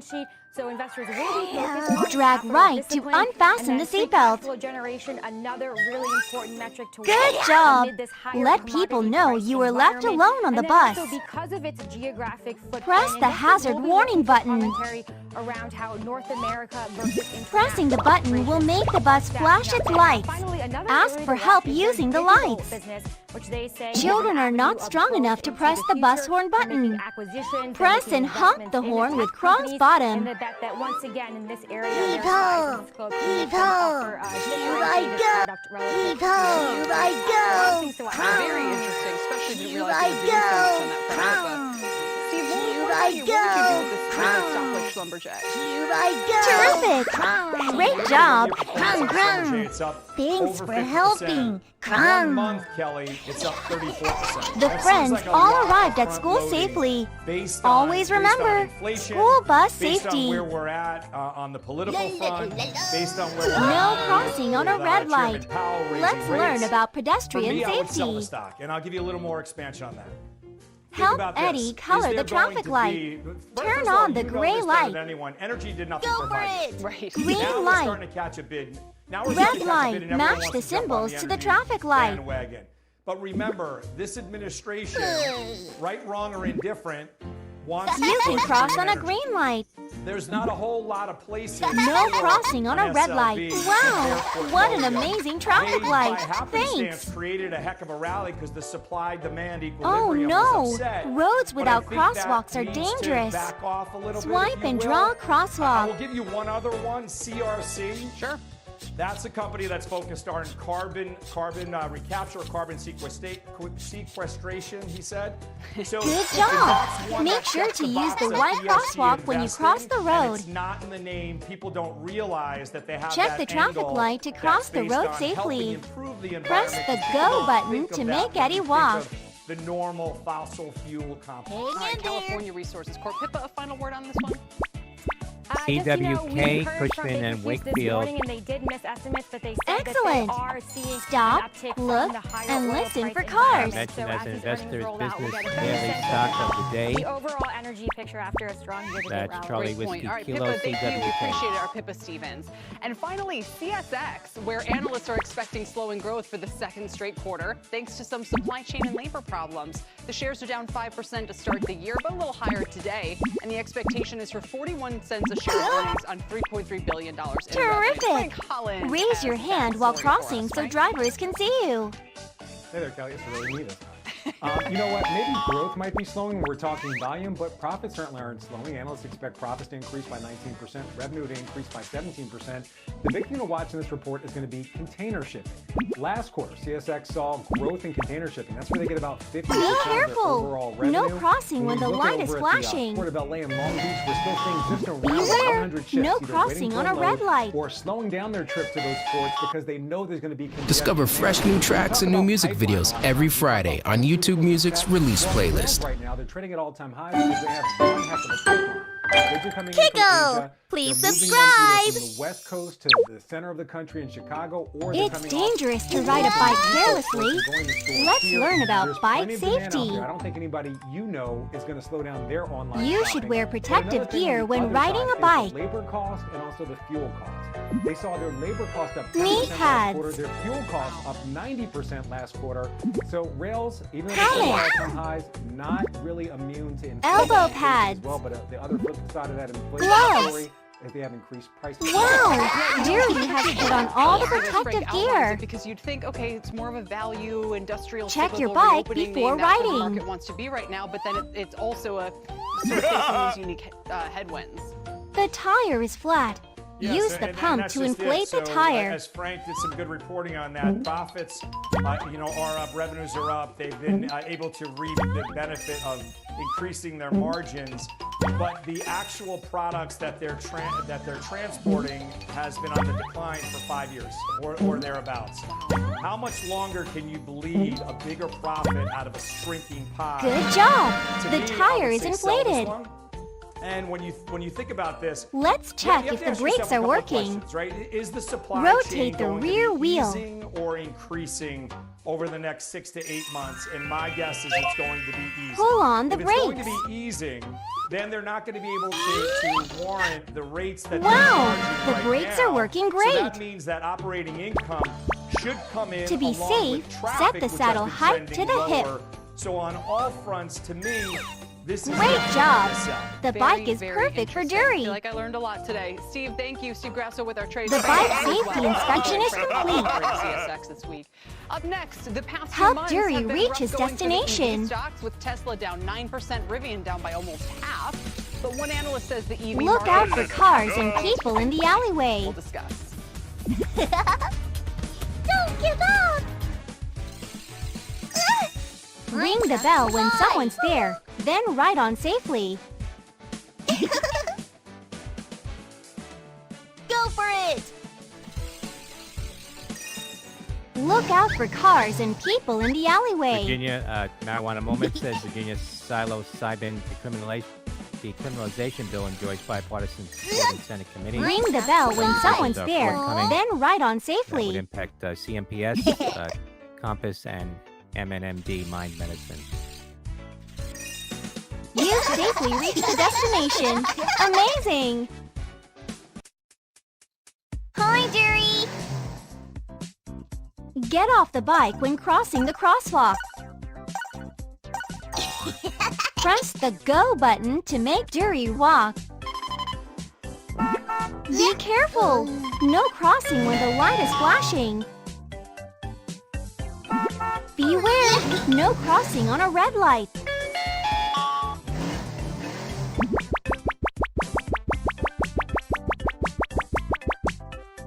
Wow! finally met Pororo! Hooray! Ride with Pororo and collect all the wheels.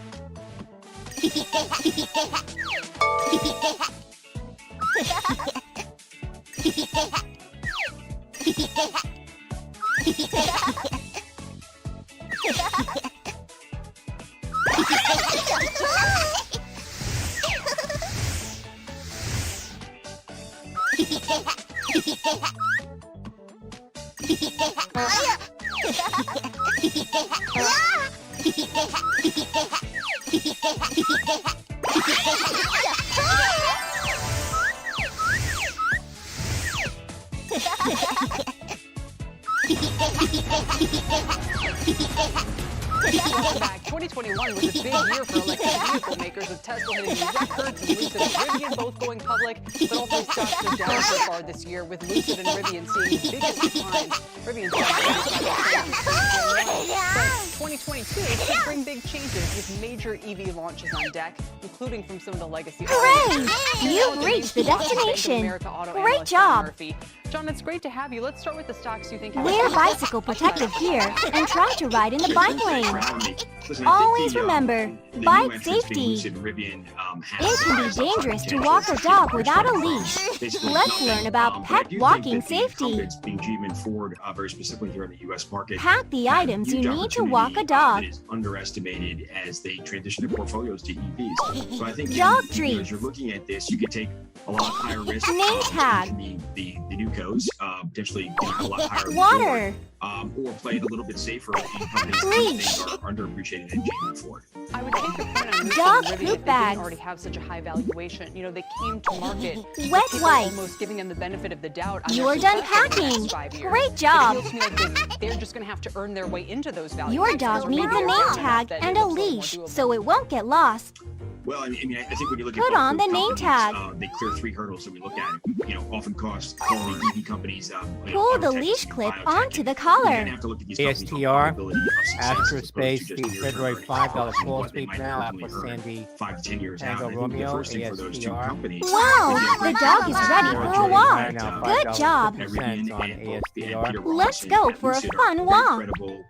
Leaders and founders of those companies. Second, I think they both have pretty good the dog technology. pooped on the street. And third, they have really great products that they are just beginning to commercialize. Now, the commercialization point is where things are Clean going the up here. poop with a dog poop bag and bring it back home. Which are always very difficult for the startup companies and even for the incumbents. So I think that's where the market's getting. The really dog's switching, face is covered in dirt. Startup production and the ramps here. Clean the dog's face with wet wipes. Let's talk about why you think this is a tipping point year for EVs and who might be the biggest losers from that. Is it the traditional automakers the who are dog not must be aggressively hungry. Investing to keep up? Give the dog some treats. Yeah, I mean, I think ultimately, the companies that are lagging behind in investment. Hooray! The walk made the dog happy. But I think this year you almost have half of your product being launched. Let's play ball with a dog. So it's really catch all the big flying year balls. 2022, and that will continue in 23 and 24. And we do think the penetration rates that we're looking for right now, 4% in 22, 5% in 23, and 6% in 2024, probably have some real material upside. It's going to depend on sort of capacity ramps at the automakers, and then potentially what happens with government incentives. And the Build Back Better plan, which seems like it's kind of dead on arrival right now. Wow, you caught all the balls. Outstanding. The Biden administration Pack important items and leash your dog for a walk. Always remember, pet walking safety. Cost gap that we're looking at. I'm a first-time home buyer and I'm using Realtor.com. All you gotta do is go to Realtor.com or download the app. We knew that we had to find a house to fit our growing family. I needed a home office. And I needed us to... A lot of focus. It can be dangerous to ignore playground safety rules. Let's learn about playground safety. Yeah, and I'll be watching the oil price. Certainly the higher it goes, the Pick out clothes that are safe for the playground. Tesla, where do you think those shares are headed this year? You can stumble on long clothing. I think Elon has done something that nobody else has done. Really Hoodies can strangle you. The EV revolution. So, I think that thing, that company is big and long necklaces can choke you. But there is wow, your friends are all wearing safer clothes. Now let's play. Trading around $1,031, we'll call it today. Stand in line in front of the slide. John Murphy with B of A. Still ahead on the hunt for yield, we'll dig into one sector that pays more than double the S&P, and it's not energy. That's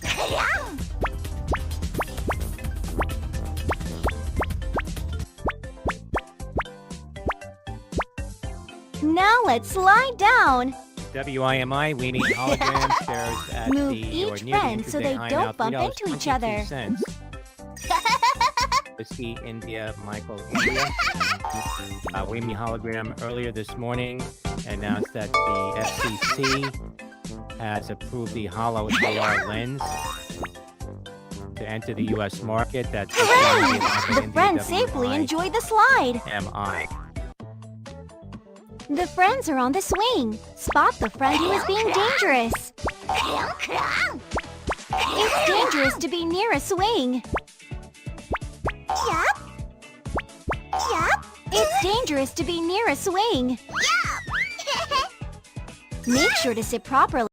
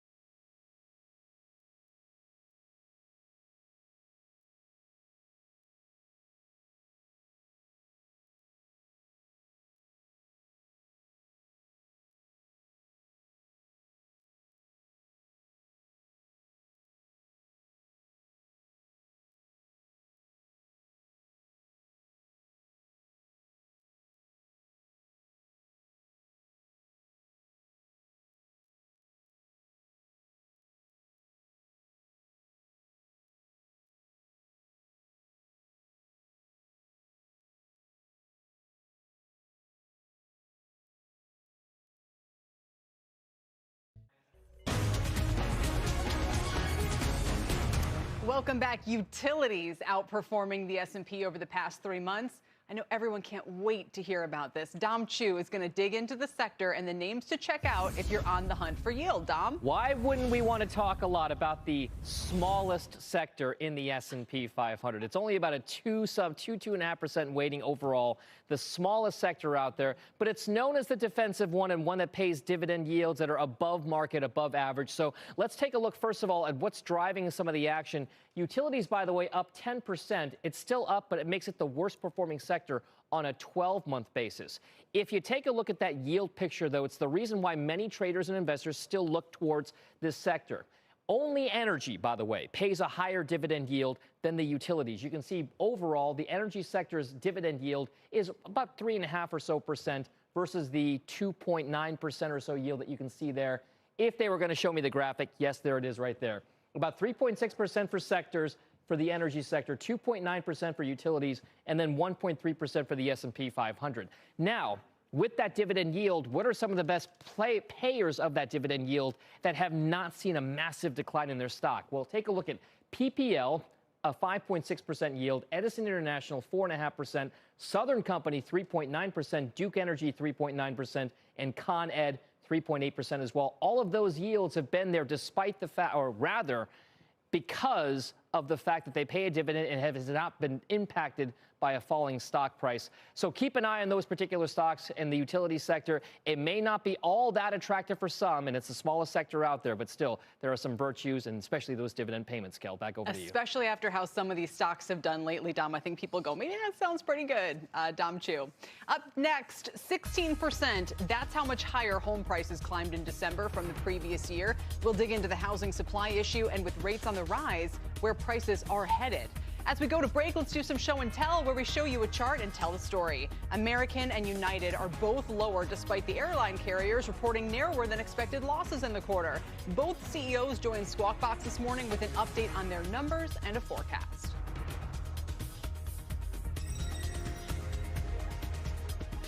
We're actually seeing now net bookings back in the 80% level, where they were prior to Omicron. So people are, I believe, certainly have gotten to the point where they believe this is going to be behind us before too long, and they're having confidence in travel plans, certainly in the future. We've certainly bottomed from the Omicron impact, and they're looking stronger, particularly as you get to the end of February and March and beyond. And our forecast is that we'll be profitable in the second quarter.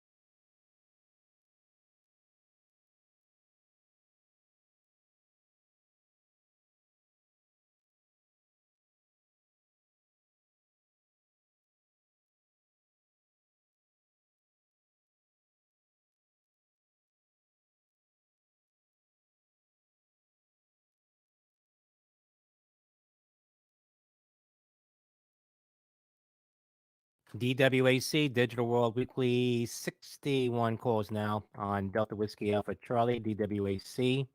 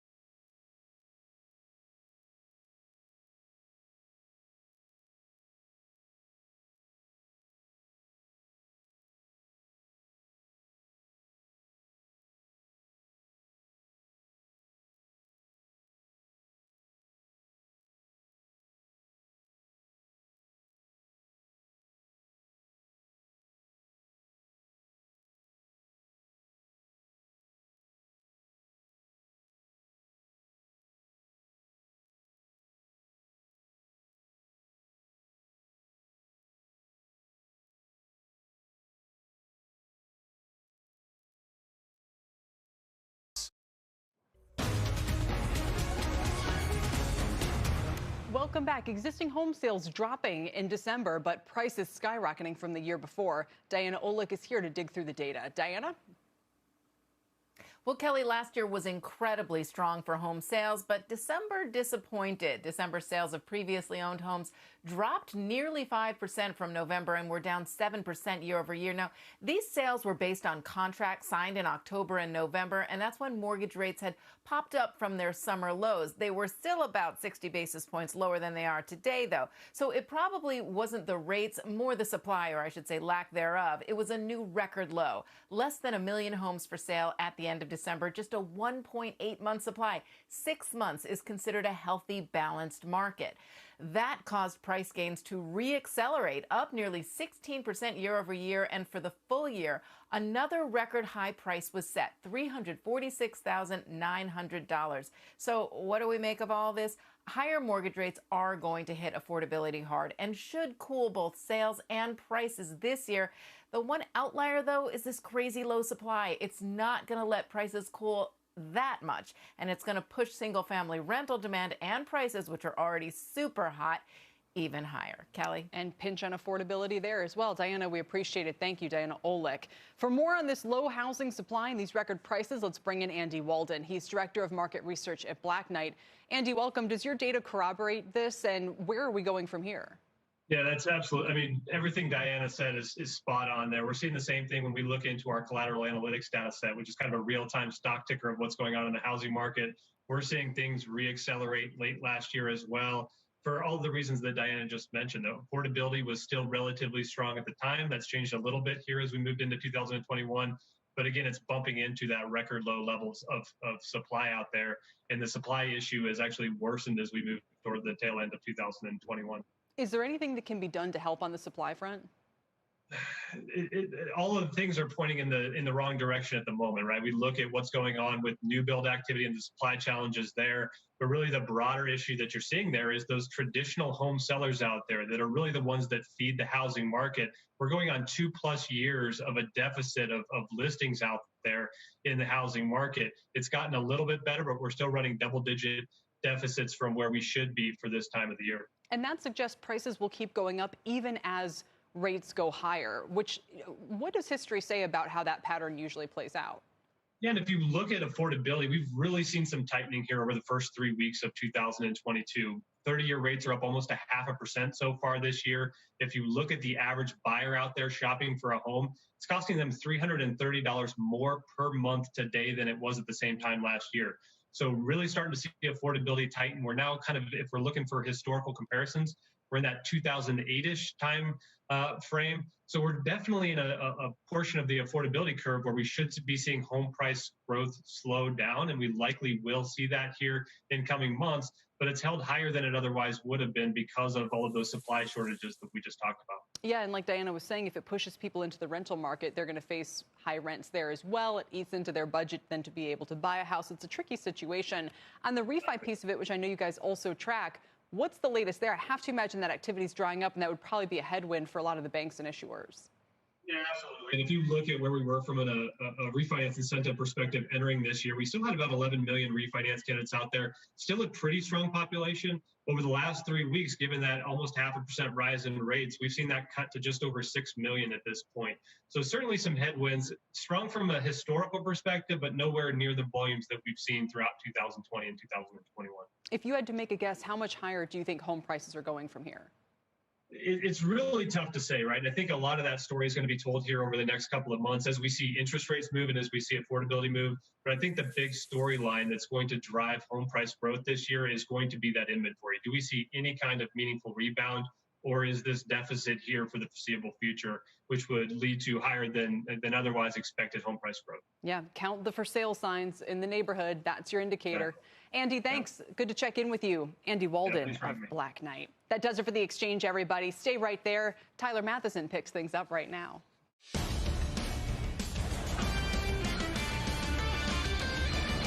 And Kelly, we'll see you in just a couple of minutes. Welcome, everybody. Meantime, to Power Lunch. I'm Tyler Matheson. Here's what's ahead on a very busy Thursday and snowy Thursday afternoon in the New York area.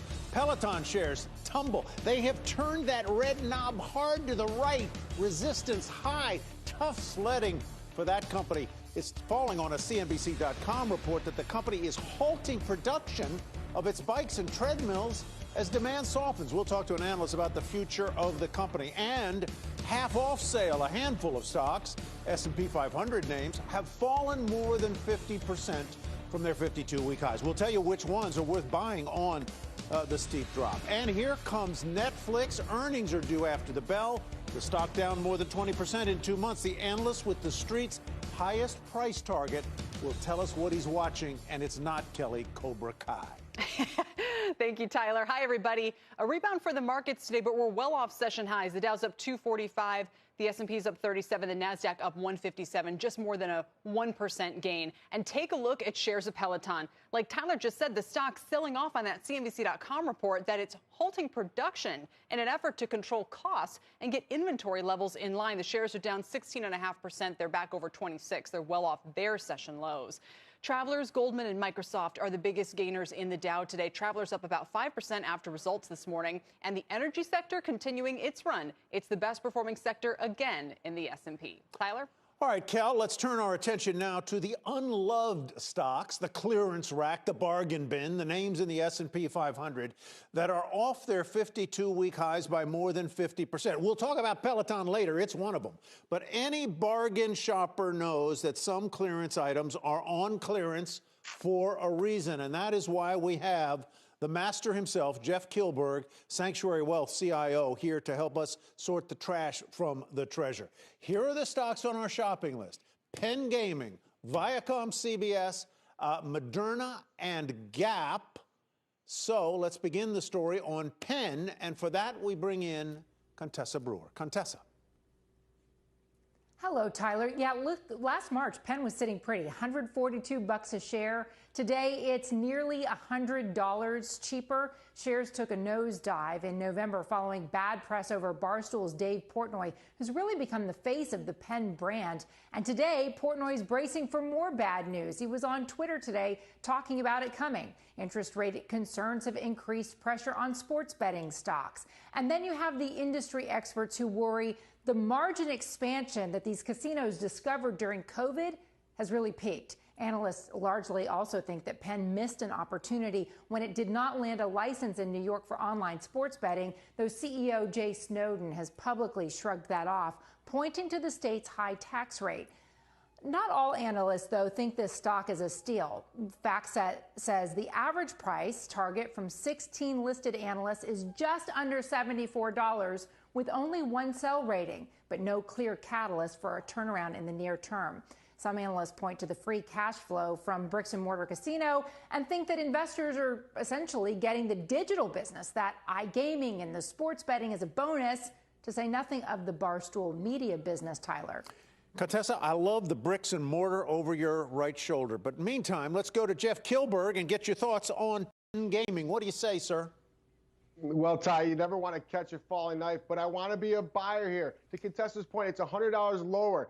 And certainly it has been challenging for them. But no doubt about it, when you look at the way this stock trades, it's trading at a premium. In comparison to its peers, it trades at a forward PE ratio of 21. The industry is about 17. But I really think it's all about how they're able to produce more revenue. Now, certainly they are having more operating costs, but I do think as you see the casino operator, I think when you talk about the gaming and the racing properties it owns, this is the pent-up demand. This allows the reopening trade, which we've been waiting for quite some time. So I think Penn has the opportunity. But look at the 50-day moving average, Ty.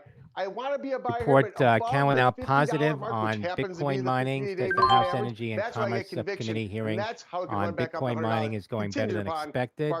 It's hard to see Jeff, how stay this right creates there. any Let's turn now pressure to Viacom CBS and Julia Borston. mining. Julia, this stock well Key to lower, diffusing but this up issue was 20% the over the past industry month. linking itself to green energy. Up 20% over the past month, but Shares of are off nearly GREE popping 66% on that. from 52-week highs. Viacom CBS's decline Note started from last Cowen, March. that's In fact, the stock lost GREE. more than half of its value in just 4 days, and there were a couple of factors that precipitate that. CEO Bob Bakish issued new shares to raise as much as $3 billion. There were a couple of analysts downgrading the stock, questioning its value as a subscale player in the streaming wars, and it made an NF deal that included putting games on Paramount Plus, which analysts said would drive cord cutting, among other things. Now, you are right that the stock is up. It's actually up nearly 16% so far this year on news that is looking to sell its 50% stake in the CW network and on some bullish analyst notes. Deutsche Bank saying it's an attractive target for M&A, and Bank of America's Jessica Reeve Ehrlich with a buy rating on the stock, raising her fourth quarter streaming subscriber net addition estimates. She points to the next catalyst for Viacom CBS not being earnings results, but what strategy the company lays out in its February 15th investor event. Kelly? Interesting. All right, Julia, thanks. Jeff, the stock, like we said, is up 20% over the past month. Does that make you want to be a buyer? No, Kelly. And to Julia's point, she hit the nail on the head. This stock has not done anything in 5 years. On a 5-year perspective, it's down 40%. So we need something to excite investors. It has $5 billion in cash, has a great portfolio from Showtime to Nickelodeon to BET to Comedy Central. But to Julia's point, they need to do something. We're looking for that forward guidance. I want to be a seller here. And on top of the fact that it's had a nice little bounce year to date of 16%, if you happen to own this, this is where you sell into this pop. Jeff, sell the rip, buy the dip, Kelly. What about those? I mean, I've had this stock come up a number of times with our value investors who think this company is waiting and waiting to be opportunistic, waiting for the right opportunity, waiting to see how the media landscape settles. You know, maybe they're a buyer in some cases, maybe they're a target. I mean, do you not give management more sort of benefit of the doubt here that there is some patience and strategy being employed?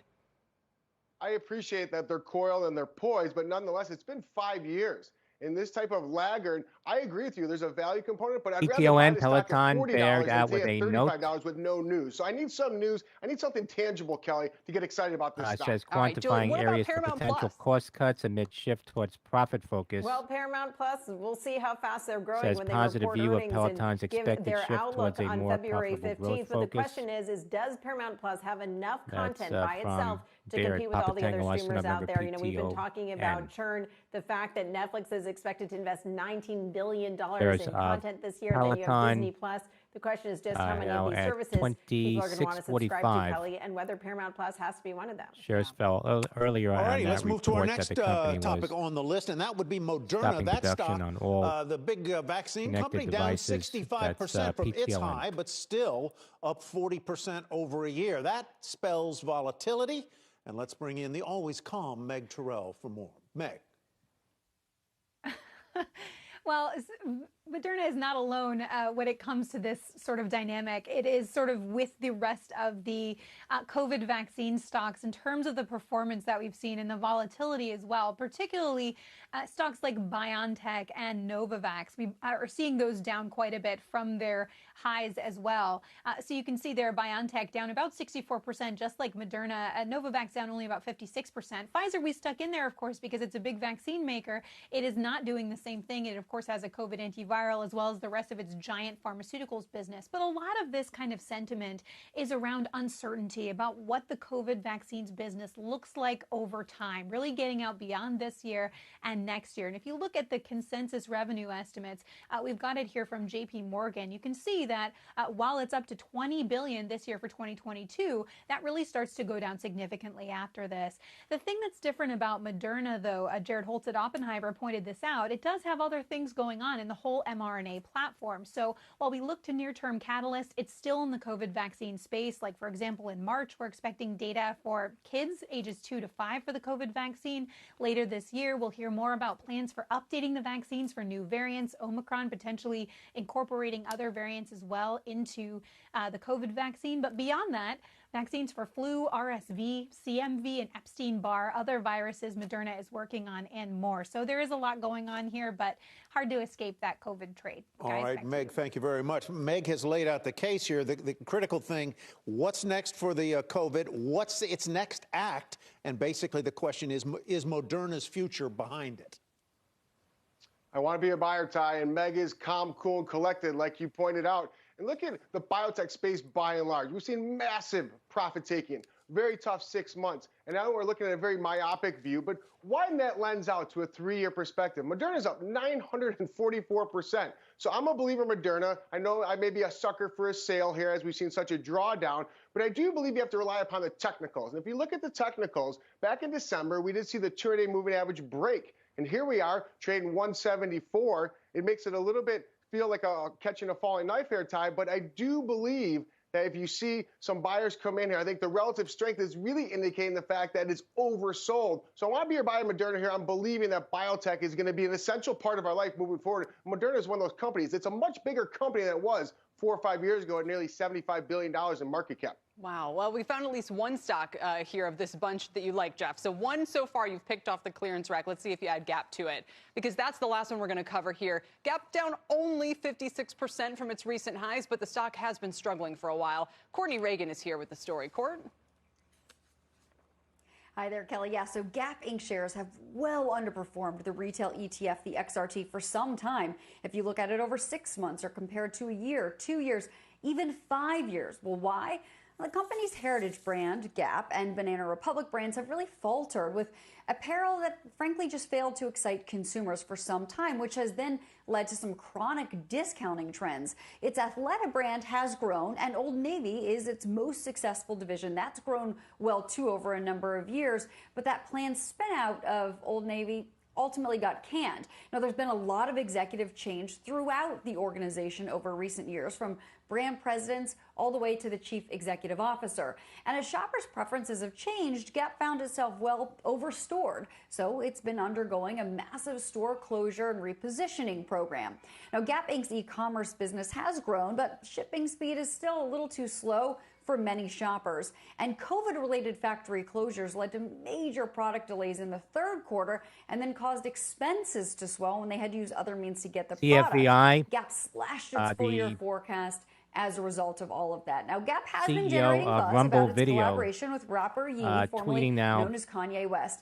But even if this collection says sells massive out, news, it's Judiciary not going to be Dems big and enough to Senate move the Judiciary needle GOP for are the finally whole taking company, or action really on even an the issue Gap Rumble brand. video But raised on positive January buzz 11, is helpful. 2021 by Kelly? suing It's Google helpful. It's something. for Jeff, billions what are in your thoughts on damages the Gap? that citing a Wall Street And Journal report. Once again, we are seeing Gap really having a hard time. What a disastrous 2020. You feel badly for the company, but at the end of the day, here trading at $16. I could see selling this. If you happen to own it, Kelly, I would hang on to it because it looks like on the chart it wants to go back to $24, but I would be an absolute seller there. They have $1 billion in cash. I understand they have a dividend of nearly 3%, but this has been just like the Viacom conversation. It's done nothing in 5 years. There's better places for your money than Gap, so I am not a buyer. But if I am an owner right now, Charlie I will Fox, wait for a little bit India, move higher. CF, In the VI. event, in the wake of Kanye excitement, this has the ability to go up to $24.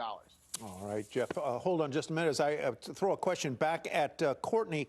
Number one, thank you for educating me that Kanye is now known as Ye. I did not know that. That is the news of the day to me. I'm sure no one is surprised that I did not know that. Okay. I'm curious about Athleta, because in my little town, the Gap store magically became an Athleta store. How well does it compete with Lululemon? And is it competing on price? Because the lines look relatively similar. Yeah, exactly. So Athleta is smaller than Lululemon, and we didn't know really the financial details of Athleta for some time. It's only been pretty recently the Gap has begun to break that out and disclose a little bit more. So we don't have a full history to really compare it to Lululemon, but it is gaining traction. When it comes to the price point, I would still call it pretty elevated. It's relatively premium priced sort of yoga and athletic wear, but perhaps a bit lower than Lululemon. It was a company that Gap actually bought initially, pre-existing, and then Gap has grown it with both stores and its online presence over time. All right, Courtney, thank you very much. Jeff, thank you. Great to see you, Jeff. Fantastic. We appreciate it. All righty, we've got a little news alert from the FAA on that 5G rollout, and Phil LeBeau has it. Phil. Tyler, the FAA announcing just a few minutes ago that it continues to work plane by plane, fleet by fleet with all of the airlines and cargo operators in terms of figuring out what planes can land relative to different airports with 5G signals being in the air. And what they've come up with is that 78% of the approximately 7,000 commercial airplanes in the United States are going to be able to land. The altimeters are unlikely to have or will not have interference from 5G antennas near airports. So this is an increase from yesterday when they said 62% of the planes were compliant. Now they're saying it's 78%, and they'll continue doing this over the next couple of days. One thing to point out, guys, they are unlikely to get every single plane compliant right away.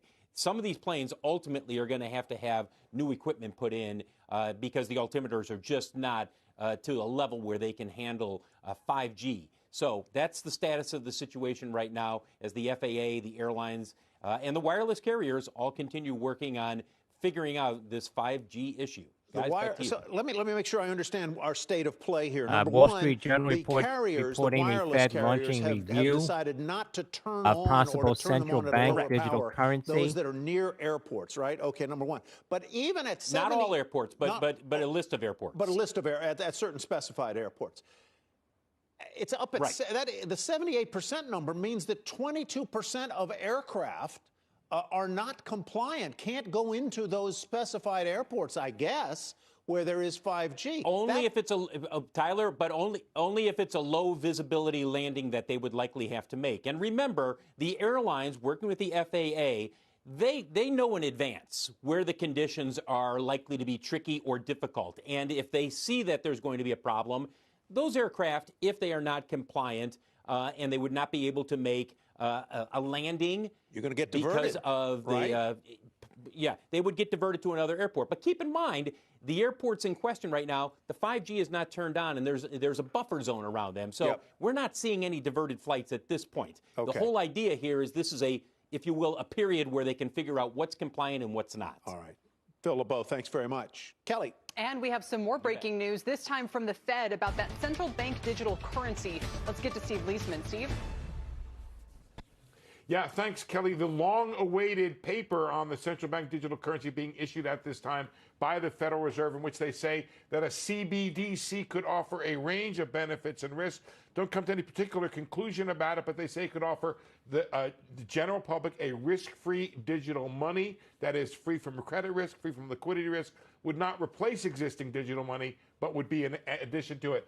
The Fed will not proceed, as Chair Powell has said, with a CBDC without support of Congress and the executive branch, ideally with an authorizing law. Let me go through quickly what the paper sees as the benefits. It would provide electronic form of central bank money to the general public, households and businesses, faster and cheaper payments, and expanded consumer access to the financial system. Many, of course, are underbanked in this country. The risk, well, it could affect the financial market structure, cost and availability of credit, because it could disintermediate the banks if they did it the wrong way, and also how monetary policy works. Now, three things the paper is calling for: privacy protected, intermediated, as in you don't do business right with the central bank, you may do it with digital wallets, and identity verified, so you can protect against criminal activity, among other things.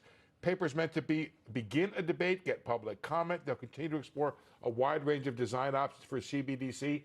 Kelly, this is moving very slowly, but it is potentially the biggest change to money since, I don't know, currency consolidation after the Civil War. So we're watching it very carefully. Yeah, a huge step for mankind, Steve, but maybe a little bit shy of where they could have gone with this? Yeah, they're not going anywhere without Congress and the executive branch. They're laying out the possibilities, the issues that have to be put together. But this is maybe at the end of the day, Kelly, as much a financial issue as it is a political issue. Yeah, absolutely. It's everything. Steve, thank you so much. Our Steve Leisman reporting Smart question. Yeah, thanks. Coming up, we have Netflix results on deck tonight. The stock is down about 20% just since its last report. The analyst with the street's highest price target tells us what to expect when they report after the bell. Plus, Omicron hitting shares of restaurant stocks. That's just one of the challenges facing the industry. Celebrity chef Wolfgang Puck is here to discuss inflation, labor shortages, and immigration. And as we head to break, SoFi is surging again today. It's on pace for its best post-SPAC merger day ever, gaining 15.5%. Again, an acceleration going back to its granting of a bank license. But the other fintech names higher as well. We're back in a moment.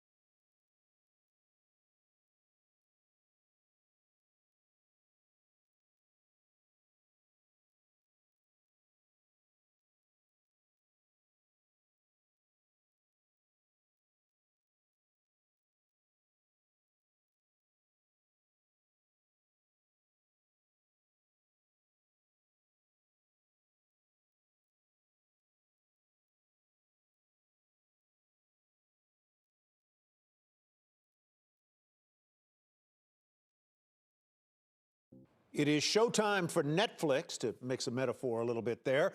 Earnings are due after the bell today. The report comes as competition ramps up. Recently announced price hikes did Netflix, and the stock is faltering. Shares did gain 11% in 2021. That lagged the S&P 500's 27% gain, as you see there on that graph. So far this year, the stock is down about 12%, but our next guest says the stock's going to bounce back.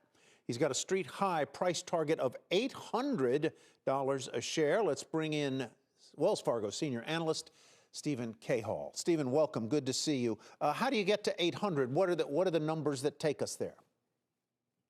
Yeah, and thanks for having me on today. So the way we get there is that traditionally Netflix has traded on a multiple of its future subscribers.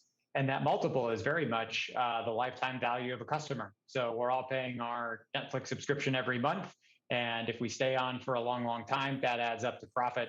That profit number keeps getting better. Netflix is getting more efficient. They're raising their prices. Their margins are expanding. PTE, so we Polarity see a lot more TE subs received in the notice future, of allowance driven for by U.S. a patent bigger methods for content development budget. and use of And we see the minimally profitability of polarized those subs function, is scaling really cell nicely. microaggregate And you units in multiply tissue those two numbers applications. together, and you get to our $800 target price. How many subs do you, net subscription ads, do you suspect that they're going to have, let's say, in the fourth quarter, which is, I guess, what they're going to be reporting on today?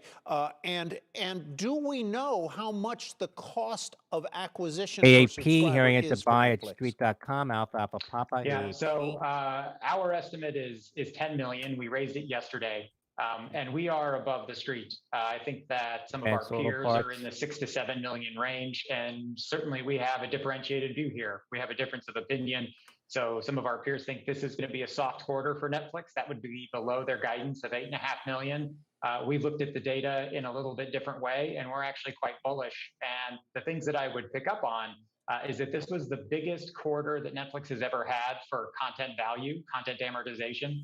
It's almost $3.5 billion in the fourth quarter. That just means there's a lot of value of things for folks to go watch, like Squid Game, like Red Notice, like Don't Look Up. And we really think that's what's going to drive that higher subscriber number. Can you give any more color on that, Stephen? And where do you think the stock could go from here if you're right? Sure. Has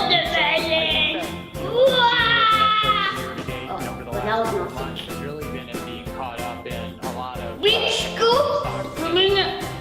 getting beaten down, coming down from high valuations. I can't speak to every single one of those stocks and what's in them and not in them, but I think Here we go. All done. All right, now it's time to make the jelly. I'm gonna use video and now video games.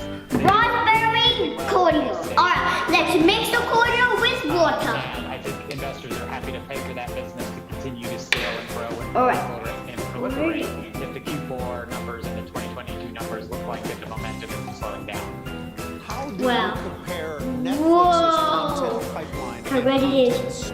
Let's put the gelatin in now. its competitors, whether it's HBO Max, whether it's Apple, whether it's Amazon, whether it's the other streamers?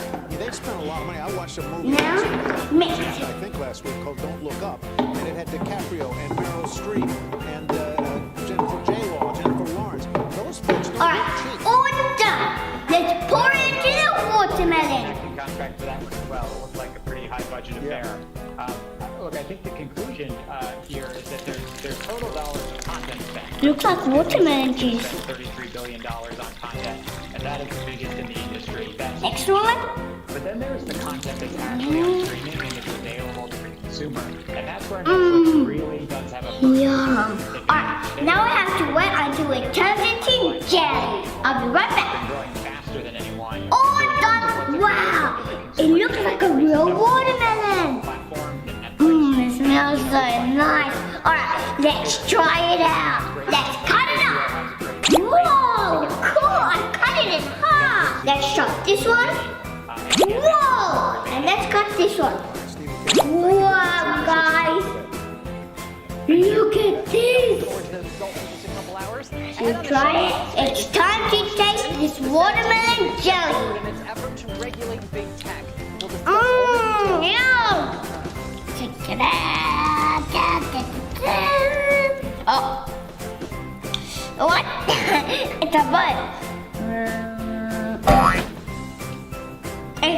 Let's do another one. Oh.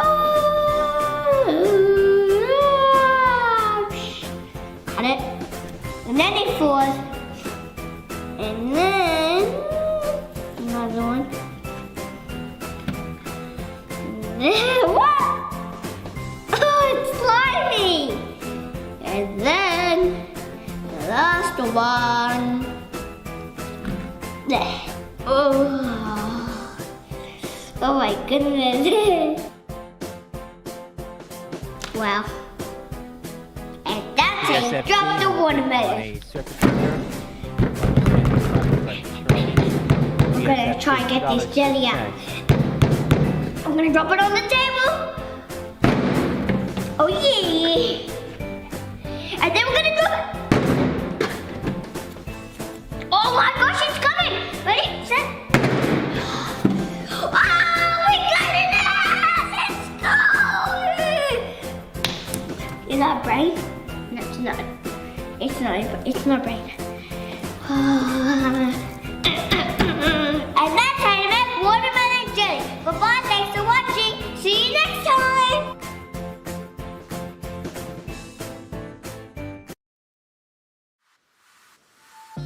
Squarespace lets you run your brand like a business with e-commerce and more. So you can have longevity in today's world. Hi guys, guess what I'm making today? A giant sundae. So here we need the cup and the giant spoon. Making toys. Now I need the ice cream. Mint ice cream. Cookies and cream. Ooh, mango ice cream.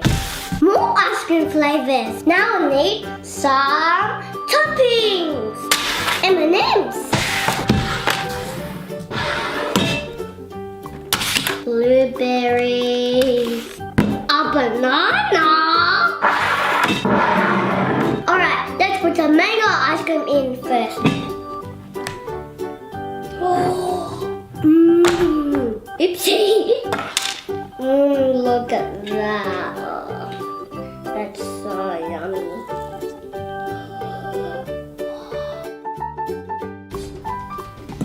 I'm gonna close my finger. Solomon, and here is your CNBC News update at this. Hi guys, it's Calvin here. Guess what day it is? Today is my little brother Kai. And his allies. 1, 2, 3. Several key witnesses have refused to answer questions voluntarily. Whoa! So a grand jury is needed to issue. See that? Ivanka Trump is publicly responding to a request for a voluntary interview with the House's January 6th panel. But she's not Making toys. or not. Hi guys, today we're gonna make some footy hoops with this footy hoops maker. Let's open it up and see what's inside. Has voted to require all adults 3, with 2, COVID vaccines 1. at the beginning of February. There are, however, exceptions. People who cannot get vaccinated Making for toys. and those who were. Hi, I'm Calvin, and this is my little brother Kyson. Hi. Guess what we're doing today, Kyson? I don't know. Thank you very much, Rahel. There it goes. Head on Power Lunch. Halting production of its bikes and treadmills as demand wanes, according to a new CNBC. Hi, I'm Calvin, and this is my little brother Kyson. Hi. Today, we're gonna do the foam experiment. For this experiment, we need peroxide, yeast, soap, food coloring, goggles, and a plastic cylinder. So here we have 3 plastic cylinders, Kyson. Now we need to put peroxide in. Yeah. For this part, we need an adult to help us. All done. All done. Now we need to pour some soap in. Whoa!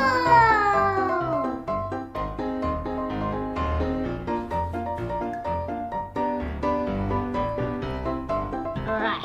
Now we need to put on some gloves. Here's one for you. Food coloring.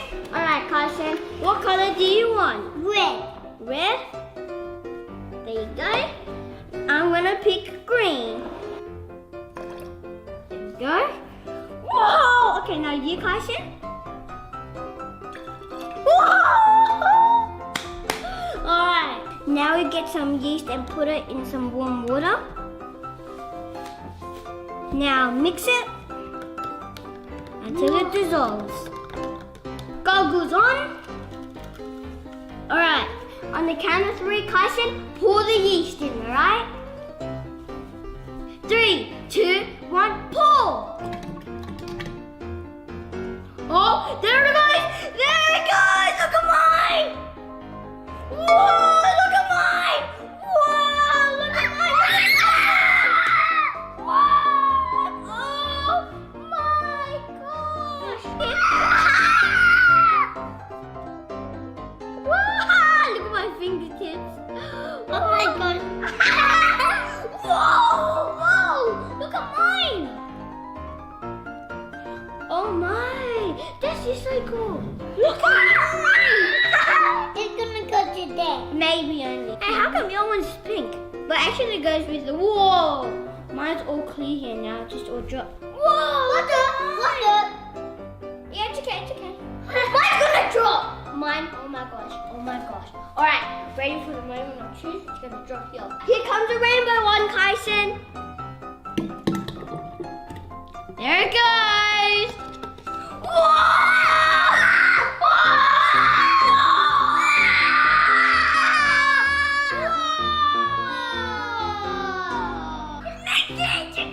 Mixing together! Oh, look at this. This is like a dark green and a light green. Cool. It's on sale. Oh. Yeah, I'm sending it to you. Oh Yeah. my goodness, this is so much.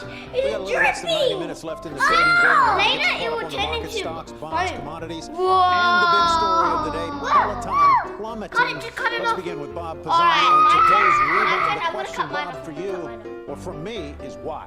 Whoa. And this one? Well, it's an oversold condition, but I'm a little concerned with what I'm It's seeing in the so middle of the day. We're warm. trying to hammer out a bottom. The It bottom is was yesterday, so Bob. By the way, warm. right at the close. I just dipped my whole in the other hand direction in right there. now. Mom's turning into Big bubbles. cap Look. tech. Apple Mom's was turning into close to bubbles. 170, essentially. Did you just a like few the hours experiment, ago. Kyson? Now it's down Yeah, to but look. 166, so we've come well. Yeah, I know. I over saw it. Mom's turning into bubbles. No, Netflix has been terrible going into earnings. I mean, just all month, it's down about 15%. Thematic tech, the Cathie Wood stuff, the Twilios, they're bouncing and holding most of the gains. They're I'm a first-time home buyer, and I'm remember most of these stocks are Into down the 50%, volcano. so they're so thematically oversold. They get days where they just bounce a little bit.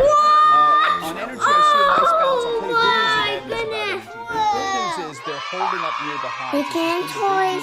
Guys, look what learning resources sent us today. Bigger creatures left in the book. Alright, let's check it out. Might be good on the stock. So it's hard to see a really big bounce if oil prices keep going up. Alright, boo-boo, are you excited? Yeah. I'm a little concerned. We have a low yesterday that's pretty noticeable. And we're not far from it. 45.32 was the low yesterday. We were at 4,600 just a couple of hours ago. So you see we're getting this midday sort of drift lower here, led partly by the deflation in technology stocks. Tyler, this is not a good sign. We need to close above yesterday's lows, or the tech guys are going to go a little bit crazy. 45.32, you said, was the close yesterday. So we'll be watching that number. Bob, thank you very much. Now to the bond market, where yields are holding steady, even as stocks rally. Rick Santelli following it for us, as always. Rick? Yes, Tyler, many suspected that when the arrows turned bright green today in the Dow, the S&P, and the NASDAQ, that you would see some selling pushing yields higher, considering the inverse. When there's anxiety in equities, everybody runs to buy treasuries. Not the case. Now, let's look at a midnight look at 10-year notes, because right around midnight, they put their high yield in right around 1.86%. And if you make it a two-day chart, what should jump out at you is we're basically holding yesterday's low yield at 1.82%. And across the curve, 2s, 3s, 5s, 7s, 10s, 20s, and 30s are all holding against yesterday's low yield trade. And that is forming a congestion here, which is very important if you want to see stabilization and potentially higher rates. Now, if you look at Boons, once again, the far left of the chart, they traded positive territory again. Two-day chart, they traded positive territory 2 days in a row for the first time in 32-plus months. But they haven't closed in positive territory since May of 2019. And I just want to push over that all sovereigns globally have been moving higher. Gilt yields, the UK 10s, closed at a nearly 3-year high today, Tyler, at 1.22%. Back to you. All right, sir. Thank you very much. Rick Santelli, oil closing for the day, and Pippa Stevens is at the commodity desk. Hey, Pippa. Hey, Tyler. Oil is in the red, but still hovering around its highest in more than 7 years. Energy stocks are once again the top-performing S&P group, now up about 18% for 2022. All right, over to WTI. It is down about 0.7% at $86.29. That is the February contract, which rolls today. So we are seeing more activity in the March delivery contract, which is at $85.30. Brent crude is at $88.15 for a loss of 1/3%. Now, the market is largely shrugging off the latest inventory report, which did show a larger than expected build in crude and gasoline stocks. But Brent has still gotten within striking distance of $90, and Oanda's Ed Moya said that while crude is widely expected to move higher, catalysts will be needed to break past psychological levels like 90. Tyler, all right, Pippa, thank you very much. All right, let's get back to Peloton, folks. The shares are plunging down around $25 now, as you see there, $25.57. That's a 20% decline today. The stock hit an all-time high of $167 a share. Just 1 year ago, CNBC.com's Lauren Thomas reporting the company is temporarily halting production of bikes and treadmills because of falling demand. Simeon Siegel, managing director and senior retail analyst at BMO Capital Markets, been bearish on Peloton for a while and rates the stock a sell. He joined us last week. We talked. It was a very incisive bull-bear debate. Right now, you got the better of it, Simeon. What's going wrong at Peloton, and why do I think it is kind of the BlackBerry of connected fitness?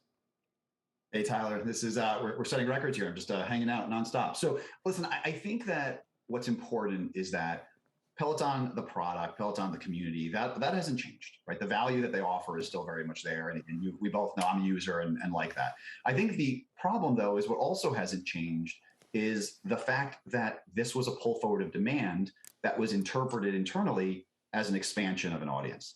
And I think what we're seeing, buying Peloton out, buying Precor, Tonic, opening up Peloton Upper Park, there was a lot of investment that was spent in solving the capacity issue when there was a supply-demand mismatch back in the pandemic. The problem is, right now, there's a supply-demand mismatch in the other direction. And we know, as of the last quarter, this isn't an unknown, this isn't a new fact, we know there was a massive build of inventory. They built $1.3 billion almost of inventory as demand was faltering. And so this notion of halting demand, I mean, that was really interesting. But this idea that there was excess demand, they had to promote to try to move units, that's something that we've known, and now we're seeing a response. But if you've got that kind of inventory build, and you're seeing maybe slowing demand, why would the company be adding fees for delivery and setup and basically raising the price? It seems like they would have to go in the other direction to clear inventory and bring in more revenue.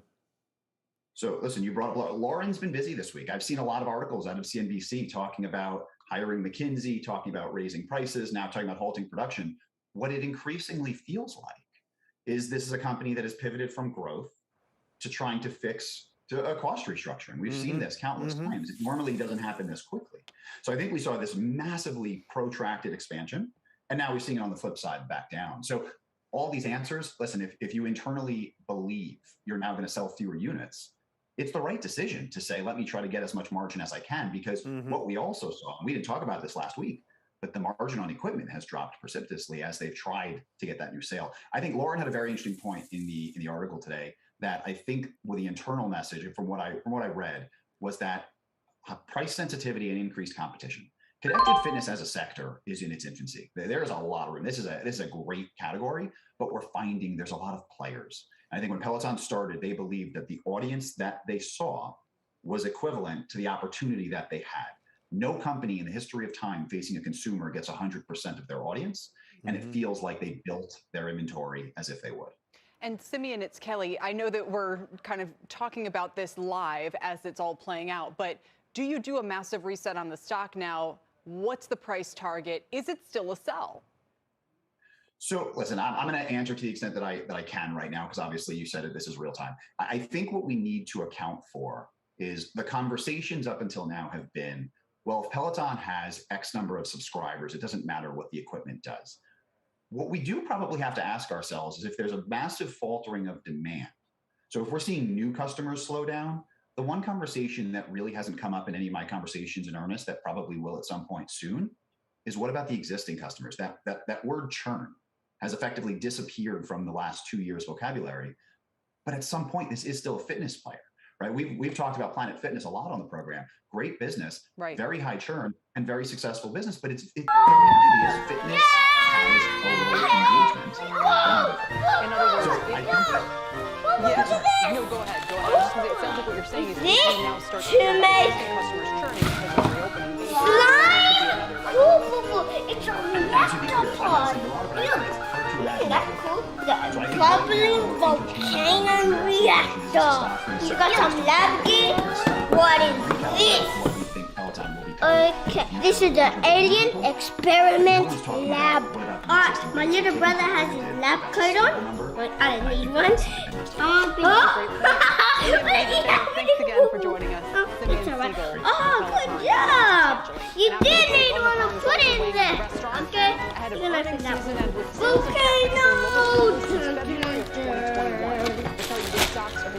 Oh, it already comes with one. Put the reactor pod into the volcano. Alright, Boo, I'm gonna add the water and watch what happens. Whoa! Okay. Oh my goodness, Boo Boo! Oh my goodness! Oh, bubbles!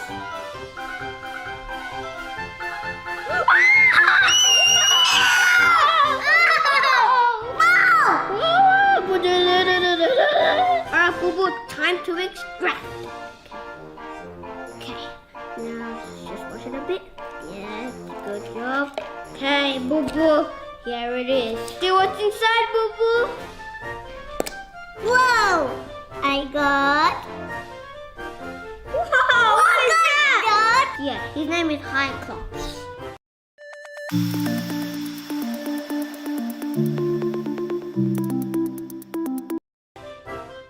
Alright, it's time to do the foaming volcano. We need to put some vinegar in here. Food coloring. Mix it a lot. Alright, Boo Boo, we need to put our glasses on. Science time! Yeah! Alright, now the baking soda. One big, one big spoon of baking soda. Into the volcano. Oh! Whoa!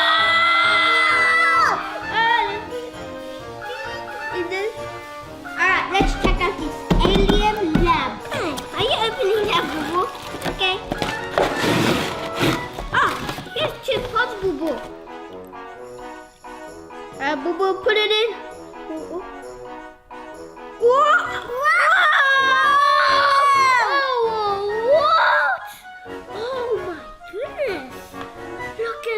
Boo Boo.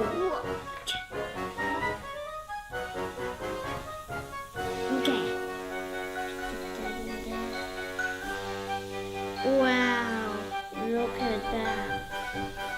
Like a oh! We need spoon, Daddy. No, we don't. There you go. What is it? Okay, I'll help you. Whoa! What is that? What?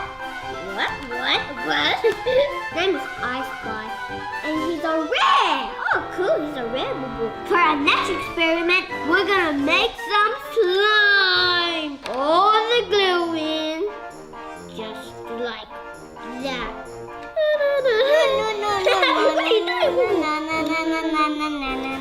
Five drops of green food coloring. Turn lower, some of the big name names turn lower. They're still green behind me, but it is fading. The Dow's up 137 points. We were up more than 400 points earlier on the S&P. Alright, now let's put some shaving cream in. Green! Contact solution. Here, very interesting week after the break. Alright, now let's put some impact on the restaurant business with mix it up! Power Lunch will be right back. Oh my goodness. Oh, can I try, Boo Boo? Whoa! Whoa! Faster. goodness, guys. Oh. Whoa. Oh. What? Oh my goodness. Whoa. Oh man. This is good. Alright, let's do this. Oh, I still need to mix it. Have it on the slime. Oh my goodness. Yeah, Boo-Boo, put some slime in there. Oh my goodness, my hands are too sticky. Ah! Oh, did it just heat up, guys? Put it in the slime. Yeah. Okay. Now, put this in. Oh my goodness, this is very sticky. Get off my hand. Uh-oh. Get in there. Get in there now. Get in there. Get in there. No! No, this is stuck. Okay, we better not. Oh no. Okay, guys, I think my slime is too sticky, but it's still fun. It is still fun, guys. Sorry. Whoa! It's grabbing the whole lab. Oh. Alright, we're gonna put all these reactor pods into here. Are you ready, Boo-Boo? Yes! Let's go. Get your one. Whoa! Oh! Whoa! Oh yeah! Add it all in! Add it all in! Yeah! Whoa!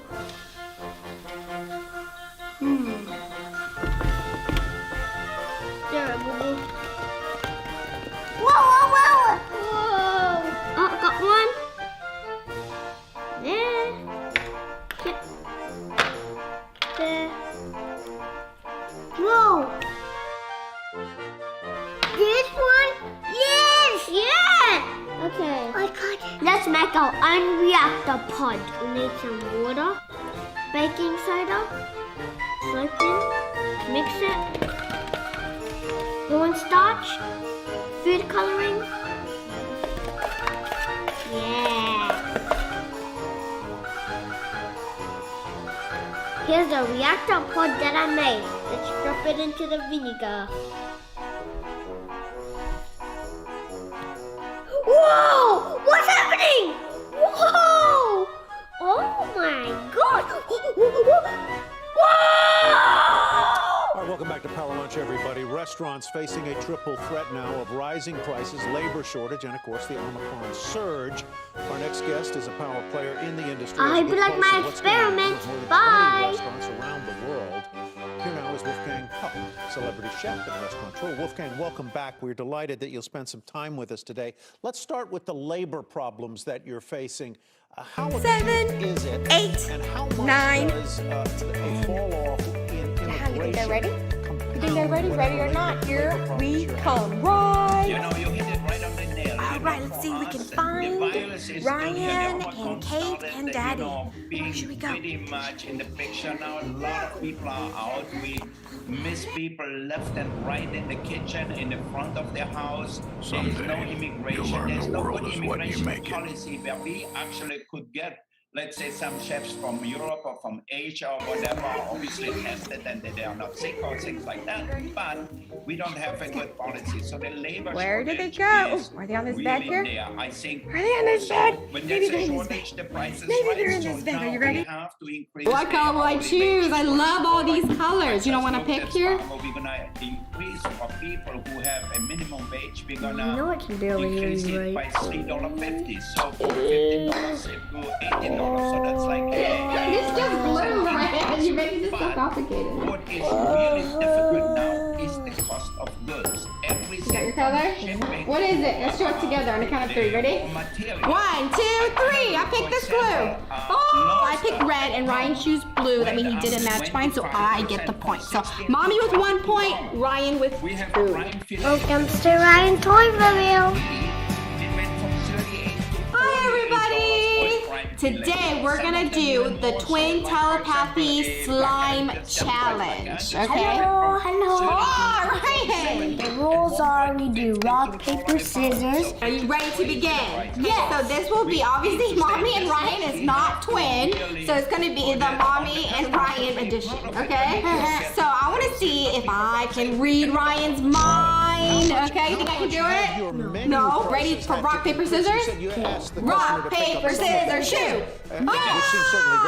Okay, so since Ryan got the scissors, he beats Mommy. So he can decide which bowl he's gonna pick. I have to guess the bowl he picks and see if we get the same bowl, okay? I'm going with one. Pick yours. I don't know which bowl. Should I use the smaller bowl or the bigger bowl? Oh, I'm gonna go with the bigger bowl. 3, 2, 1. Oh, I didn't get it right. Ryan chose the small one and I chose the big one. Since Mommy didn't get it right, Mommy has 0 points and I will point. Next round. All right, guys. The next round will be our glue. We have 3 different types of glue here. We have regular glue, we got glow in the dark glue, and we have clear glue. All right, Ryan? I like the big glue. You like the big glue? Is that a hint? No. Rock, paper, scissors, shoot. Oh, tie. Rock, paper, scissors, shoot. What? Rock, paper, scissors, shoot. I beat Ryan, so I get to choose. No peeking, Ryan. No peeking. Okay? No peeking. Mommy, I'm closing my eyes. No, you're not. Ryan, look at him. He's not even closing his eyes. I'm gonna go with only like 75% of what it was. Okay, all right, Ryan, your turn. I really like this one, but I have a feeling Mommy's not doing that one. This one. 3, 2, 1. Woo! How did Ryan guess correctly? Yes, 2 points, 2 points. Whoa, so Ryan gets the right to have 2 points. I'm gonna do half of the glue. 3, 2, 1.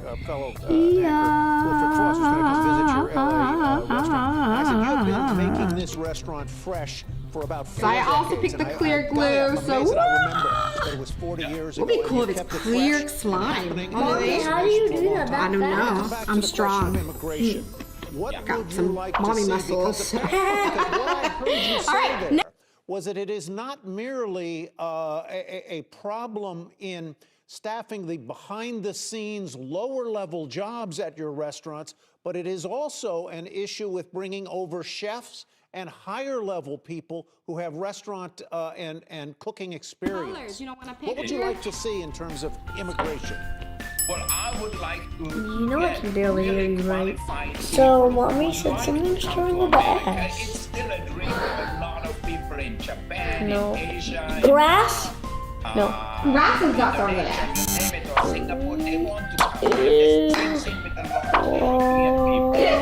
just glue, Ryan. You're making this so complicated. Got your color? What is it? Let's show it together on the count of 3. Ready? 1, 2, 3. I picked this glue. Oh, I picked red and Ryan chose blue. That means he didn't match mine, so I get the point. So Mommy with 1 point, Ryan with 2. Let's put our glue inside. Go red. Woo! Ah. Make funny sounds. 3, 2, 1.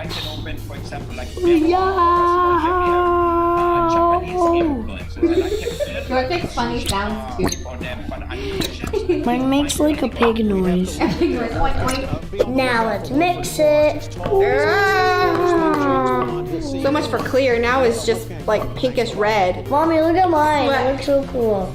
Oh, it does look quite like yours, Ryan. I think yours looks prettier than mine. Let me see yours. Whoa, yours looks like maybe a pie. A pie? Or maybe a pie.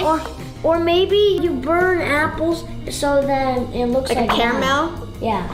Oh, okay, gotcha. Next round. Now we're doing the glitter glue. We got blue, which I'm not gonna probably do blue because I already have blue, and then purple and red. Rock, paper, scissors, shoot.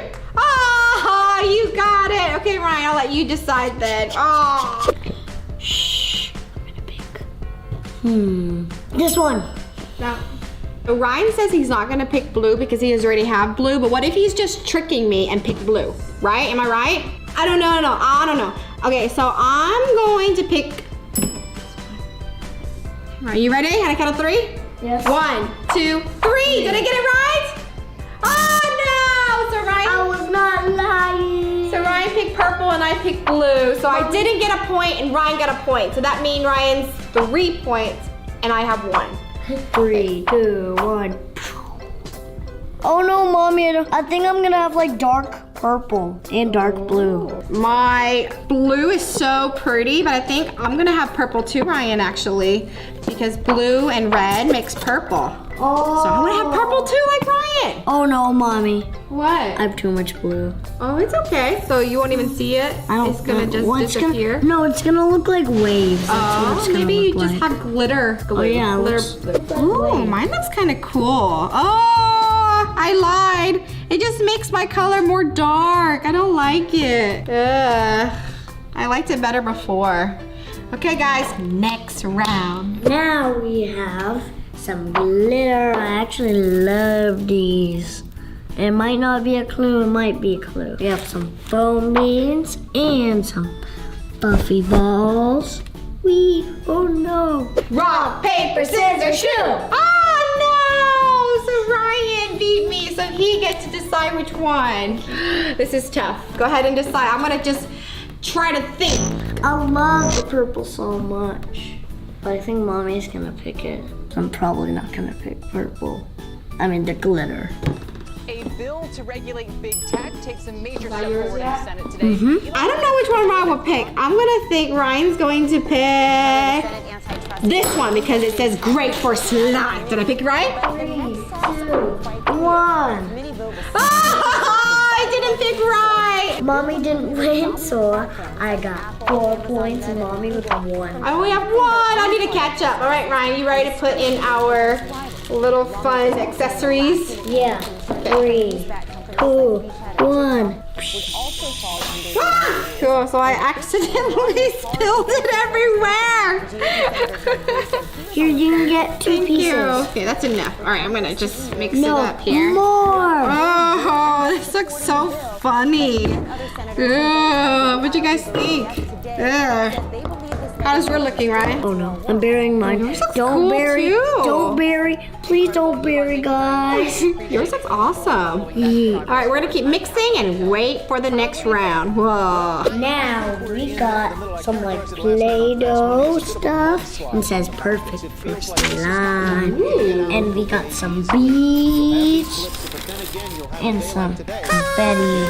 Ready for paper, rock, scissors? Yes. Rock, paper, scissors, shoot. Ryan, I get to choose this time. Okay, Ryan, no peeking. Oh, I get to decide. They all look really cool, but no looking. Okay, Ryan, go ahead. I heard. Why are you making sound? I'm not. I'm just making random sound here. Go, Ryan. Which one? Sliding off the session highs as we head into the final hour of trade. You got it? For slime. Okay, ready? 1, 2, 3. This one. Oh, we chose the same. That means Ryan got it right, so he gets a point. I got 5 points. Mommy got 1. I only have 1. Ryan keeps getting it right. Good job, Ryan. Yeah.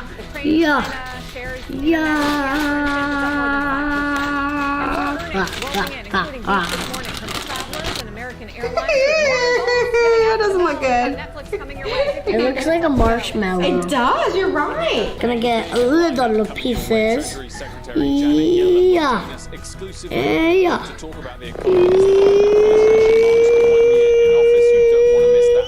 My turn. Look at this. I'm just gonna roll mine up into a ball here and just dump the whole thing in. You ready? 1, 2, 3. Now we have to just smash it. We can't even like mix it up. We have to smash it first.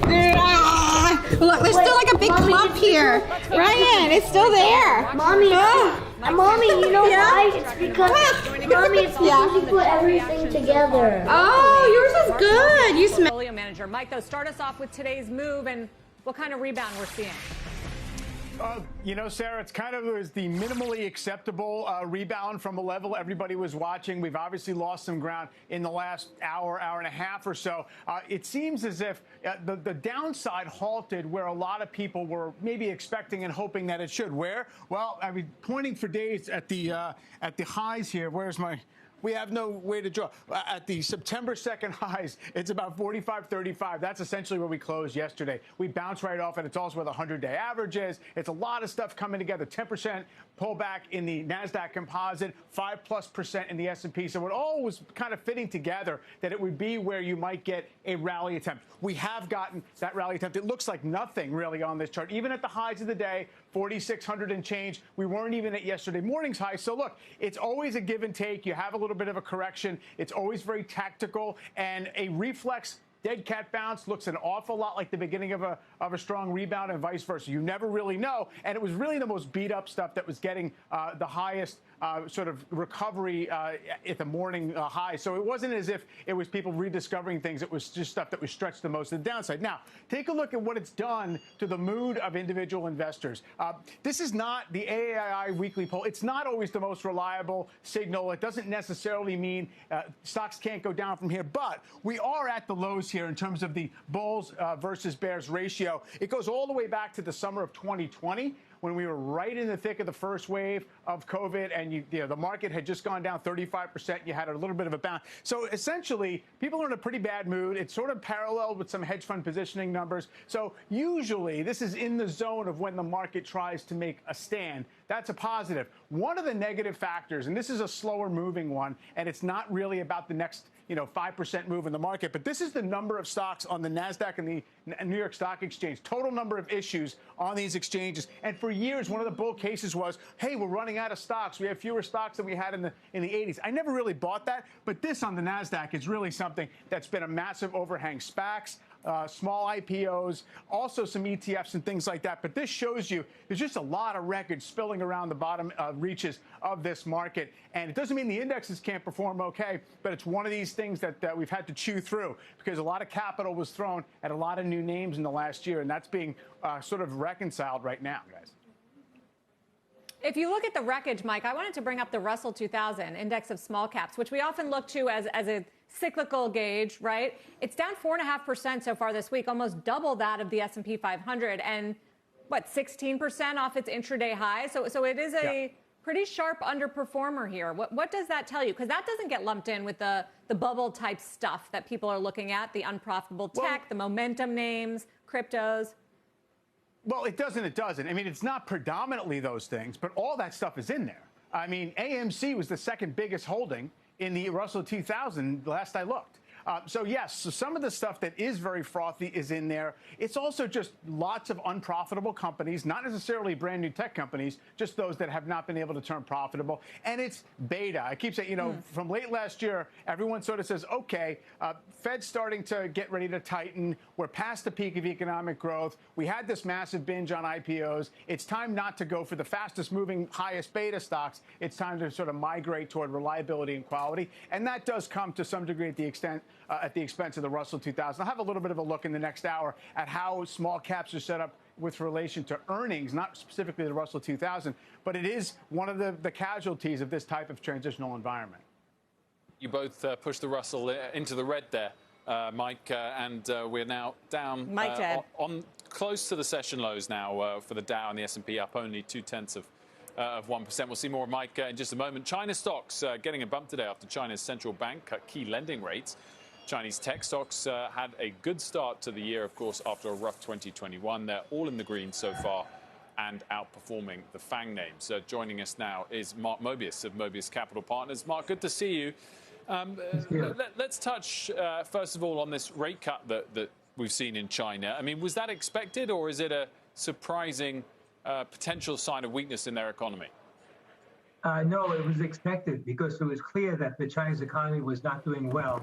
And of course, with the downturn in the market, China has underperformed almost every other emerging market around the world. And there's no question that the Chinese government was concerned and therefore wanted to do something about interest rates. It's interesting that China is moving in the opposite direction of the U.S. So you have U.S. rates going up and Chinese rates going down. Yeah, so what does that mean? Is it a game changer, that rate cut for equities in China, or do you think we're just seeing a brief bounce from the likes of the Chinese internet stocks that we just mentioned following poor performance last year? No, I think it will be a game changer in the sense that the Chinese economy will do better. Of course, not as good as it has in years because it's a much larger economy, more difficult to move this huge behemoth up in terms of economic growth. But nevertheless, the lower interest rates will help the property market and will help many other sectors in China. The interesting thing is that now this so-called crackdown, a regulatory crackdown that the Chinese government implemented is having a good effect in the sense that people are now having more confidence in some of the big names insofar as they're not going to be monopolistic. And again, very interesting how the U.S. Is moving in that same direction, going after these big internet companies, big tech companies, and trying to prevent them from just monopolizing the entire field. What I don't get, Mark, is how you can invest in China right now without understanding what they're going to do with their COVID policies. They've got this strict zero COVID lockdown policy, which is hurting their economy. And I get that they're cutting rates now and starting to stimulate. But what ultimately are they going to do? Are they just going to open up and let Omicron rip or try to squash every single case for, I don't know, how long can that possibly take? How do you invest in a scenario like that? Well, first of all, in a country like China, there's no way they can have a complete lockdown. It's just not going to happen. If you follow it carefully, you'll see that in province by province, there are different policies. Some provinces are open, some are closed, et cetera, et cetera. And the fact remains that if you look at the export figures for China, they've been going up. They've been doing very well in exports, which means factories have been operating. So I don't think that you're going to see a harsh kind of lockdown that you've seen in the past. And more importantly, you notice that Europe is moving into a more open kind of policy regarding COVID. You've seen that Spain said, look, don't call it a pandemic, call it an endemic. And I think China is going to follow in the same direction. We're pretty much over on this entire situation. Elections coming, Mark, in Brazil. I note from some of your notes that you shared with us. Is that a game changer for either a buy or a sell on equities there? Well, it's interesting. Everybody expects that Lula may come in again. And over the years, we always were frightened about Lula becoming president. And every time he came close, the market went down. But then when he became president, the market went up. Policies he followed were very, very favorable to the market. This time around, though, his people are speaking about the government becoming bigger and taking the lead in the economy, which is not good news. So my guess is that it's not good for the market, and the market is not going to do very well going forward, at least until the election is over. The other emerging market, Mark, I wanted to ask you about is Russia, which has done really well. Its stock market, I think, had world-beating returns last year. The ruble was fairly stable against the dollar. What happens now, especially if Russia does move with troops on the border to Ukraine, if there is some type of incursion? What happens to those assets in Russia, and does it have a wider spillover effect? Of course, for foreign investors, it's pretty dangerous. We found that, you just can't invest in the country if you're going to have this incredible political overhang, particularly if there are more sanctions coming from the U.S., Europe, and other countries. But you must remember that the Russian market went up last year because of domestic demand. The domestic investors become very interested in buying equities. So that's why you've seen a booming market there. It's not because of foreign investors. So we can expect the Russian market probably to do okay, going forward. But no question that sanctions are not going to be favorable, and therefore we have to be, as foreign investors, we have to be very cautious. Cautious on Russia. Mark Mobius, thank you. Always good to check in with you. Thank you. Get a global view. After the break, Tailspin, a big CNBC scoop out this afternoon about a production halt at Peloton, sending those shares sharply lower. We'll talk to the reporter who broke that story next. The stock is down more than 24% right now. Later, don't miss our exclusive interview with the Treasury Secretary, Janet Yellen, on the recovery, the economy, and the policy priorities in President Biden's second year in office. The Dow is just positive about 58 points. It's lost a little steam here. S&P up 4. You're watching Closing Bell on CNBC.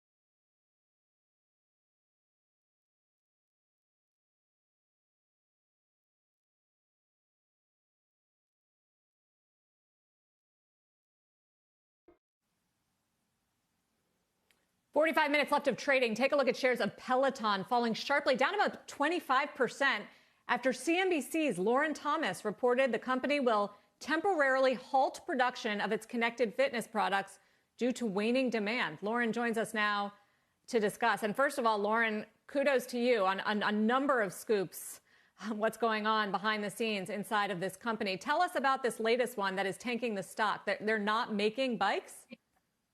Sure. Well, thanks for the shout out, Sarah. You're right. There has been a lot of news trickling out of Peloton in recent days. And today we did break news that the company is planning to temporarily halt production of its Bike Plus, as well as its treadmill product. Now, what's happening here essentially is so much demand was pulled forward from Peloton, right, in 2020 and into last year, 2021. And as a result, Peloton heavily invested in supply, manufacturing capabilities to really ramp up production and to meet that heightened demand, that COVID-driven demand. But that demand has waned in recent months, right? I'm hearing and seeing in these documents that I obtained that even the holiday season wasn't quite as strong as Peloton had expected internally, based on some of its internal forecast.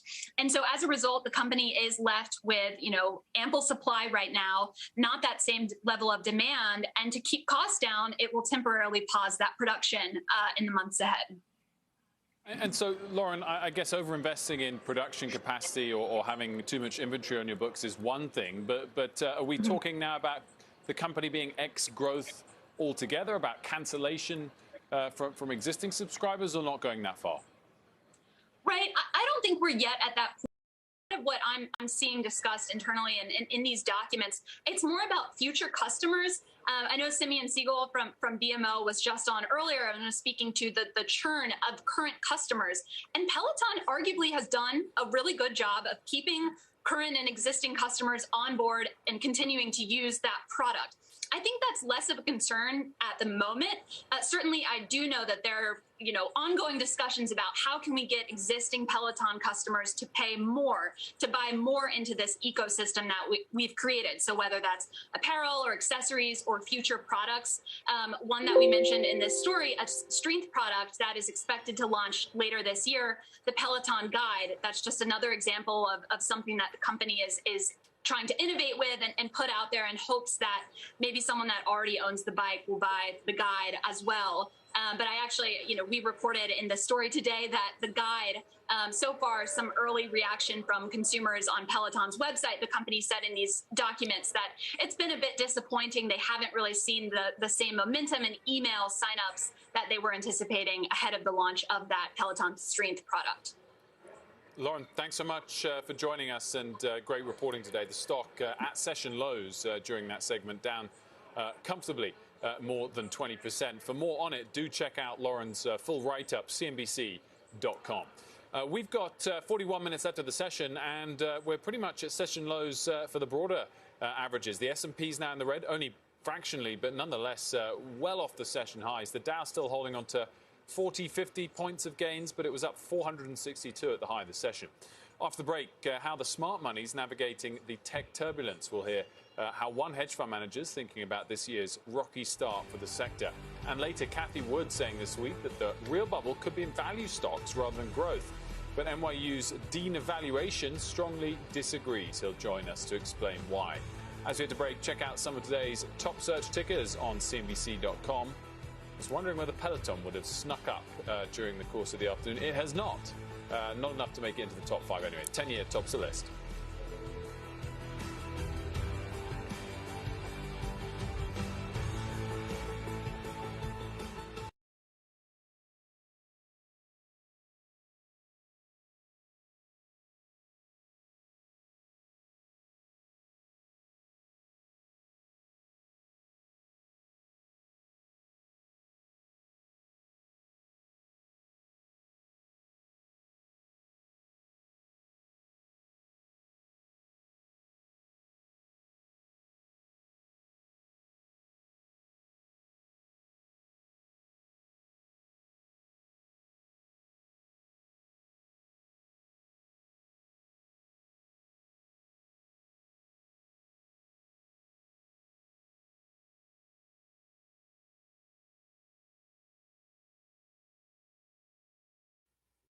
XLNX. Xilinx shares saw some volatility about 20 minutes ago, spiked to a session high over 196, but the stock now back below the 190 level.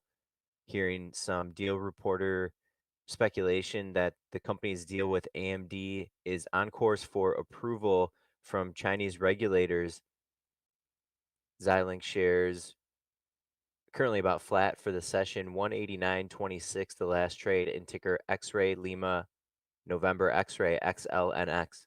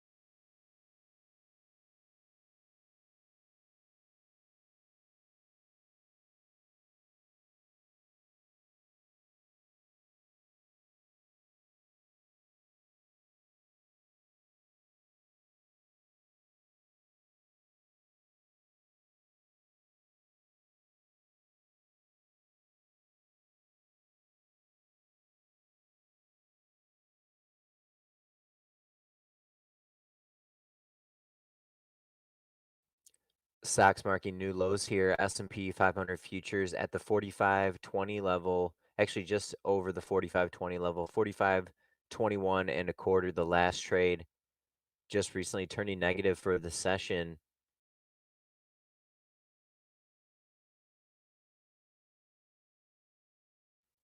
About 38 minutes left in today's trading session.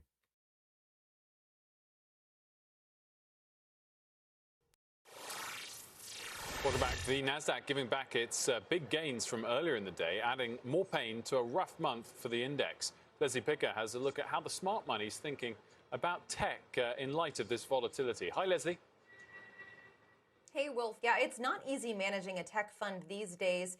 Take, for example, the performance from last year. The strategy returned nearly 1/7 that of the S&P in 2021, according to HFR. So for the first Delivering Alpha newsletter of 2022, we wanted to get a gut check, a pulse on what it's really like out there. For that, we sat down with Tudor's Ulrike Hoffman-Burkhardt, who's launching a new long-short equity strategy focused on technology and disruption. She said that the recent sell-off in equities has more to do with the pace of rate increases than higher levels overall, and that sharp hikes should slow for the rest of the year. I think at this point, we are probably overdone on some of the growth software sell-off. And it's more about going into hedges that now help you price in maybe an overall slowdown on the index level, much more so than in those particular areas of technology. While using indexes to hedge, she's bullish on two sectors in particular, semiconductors and data infrastructure. She says they're each plays on the growing consumption of data in the digital economy. To watch our full interview and subscribe to our newsletter, you can go to deliveringalpha.com. Guys. Leslie, when everything moves in one direction as it did last year, albeit in the direction we want to see, harder for these active hedge funds to significantly outperform and make their case to clients that they warrant those higher fees. I guess they welcome this volatility, even though it's been negative to start the year. The hope it continues this year and they can potentially show clients that they can always create positive returns despite what the headline indices are doing.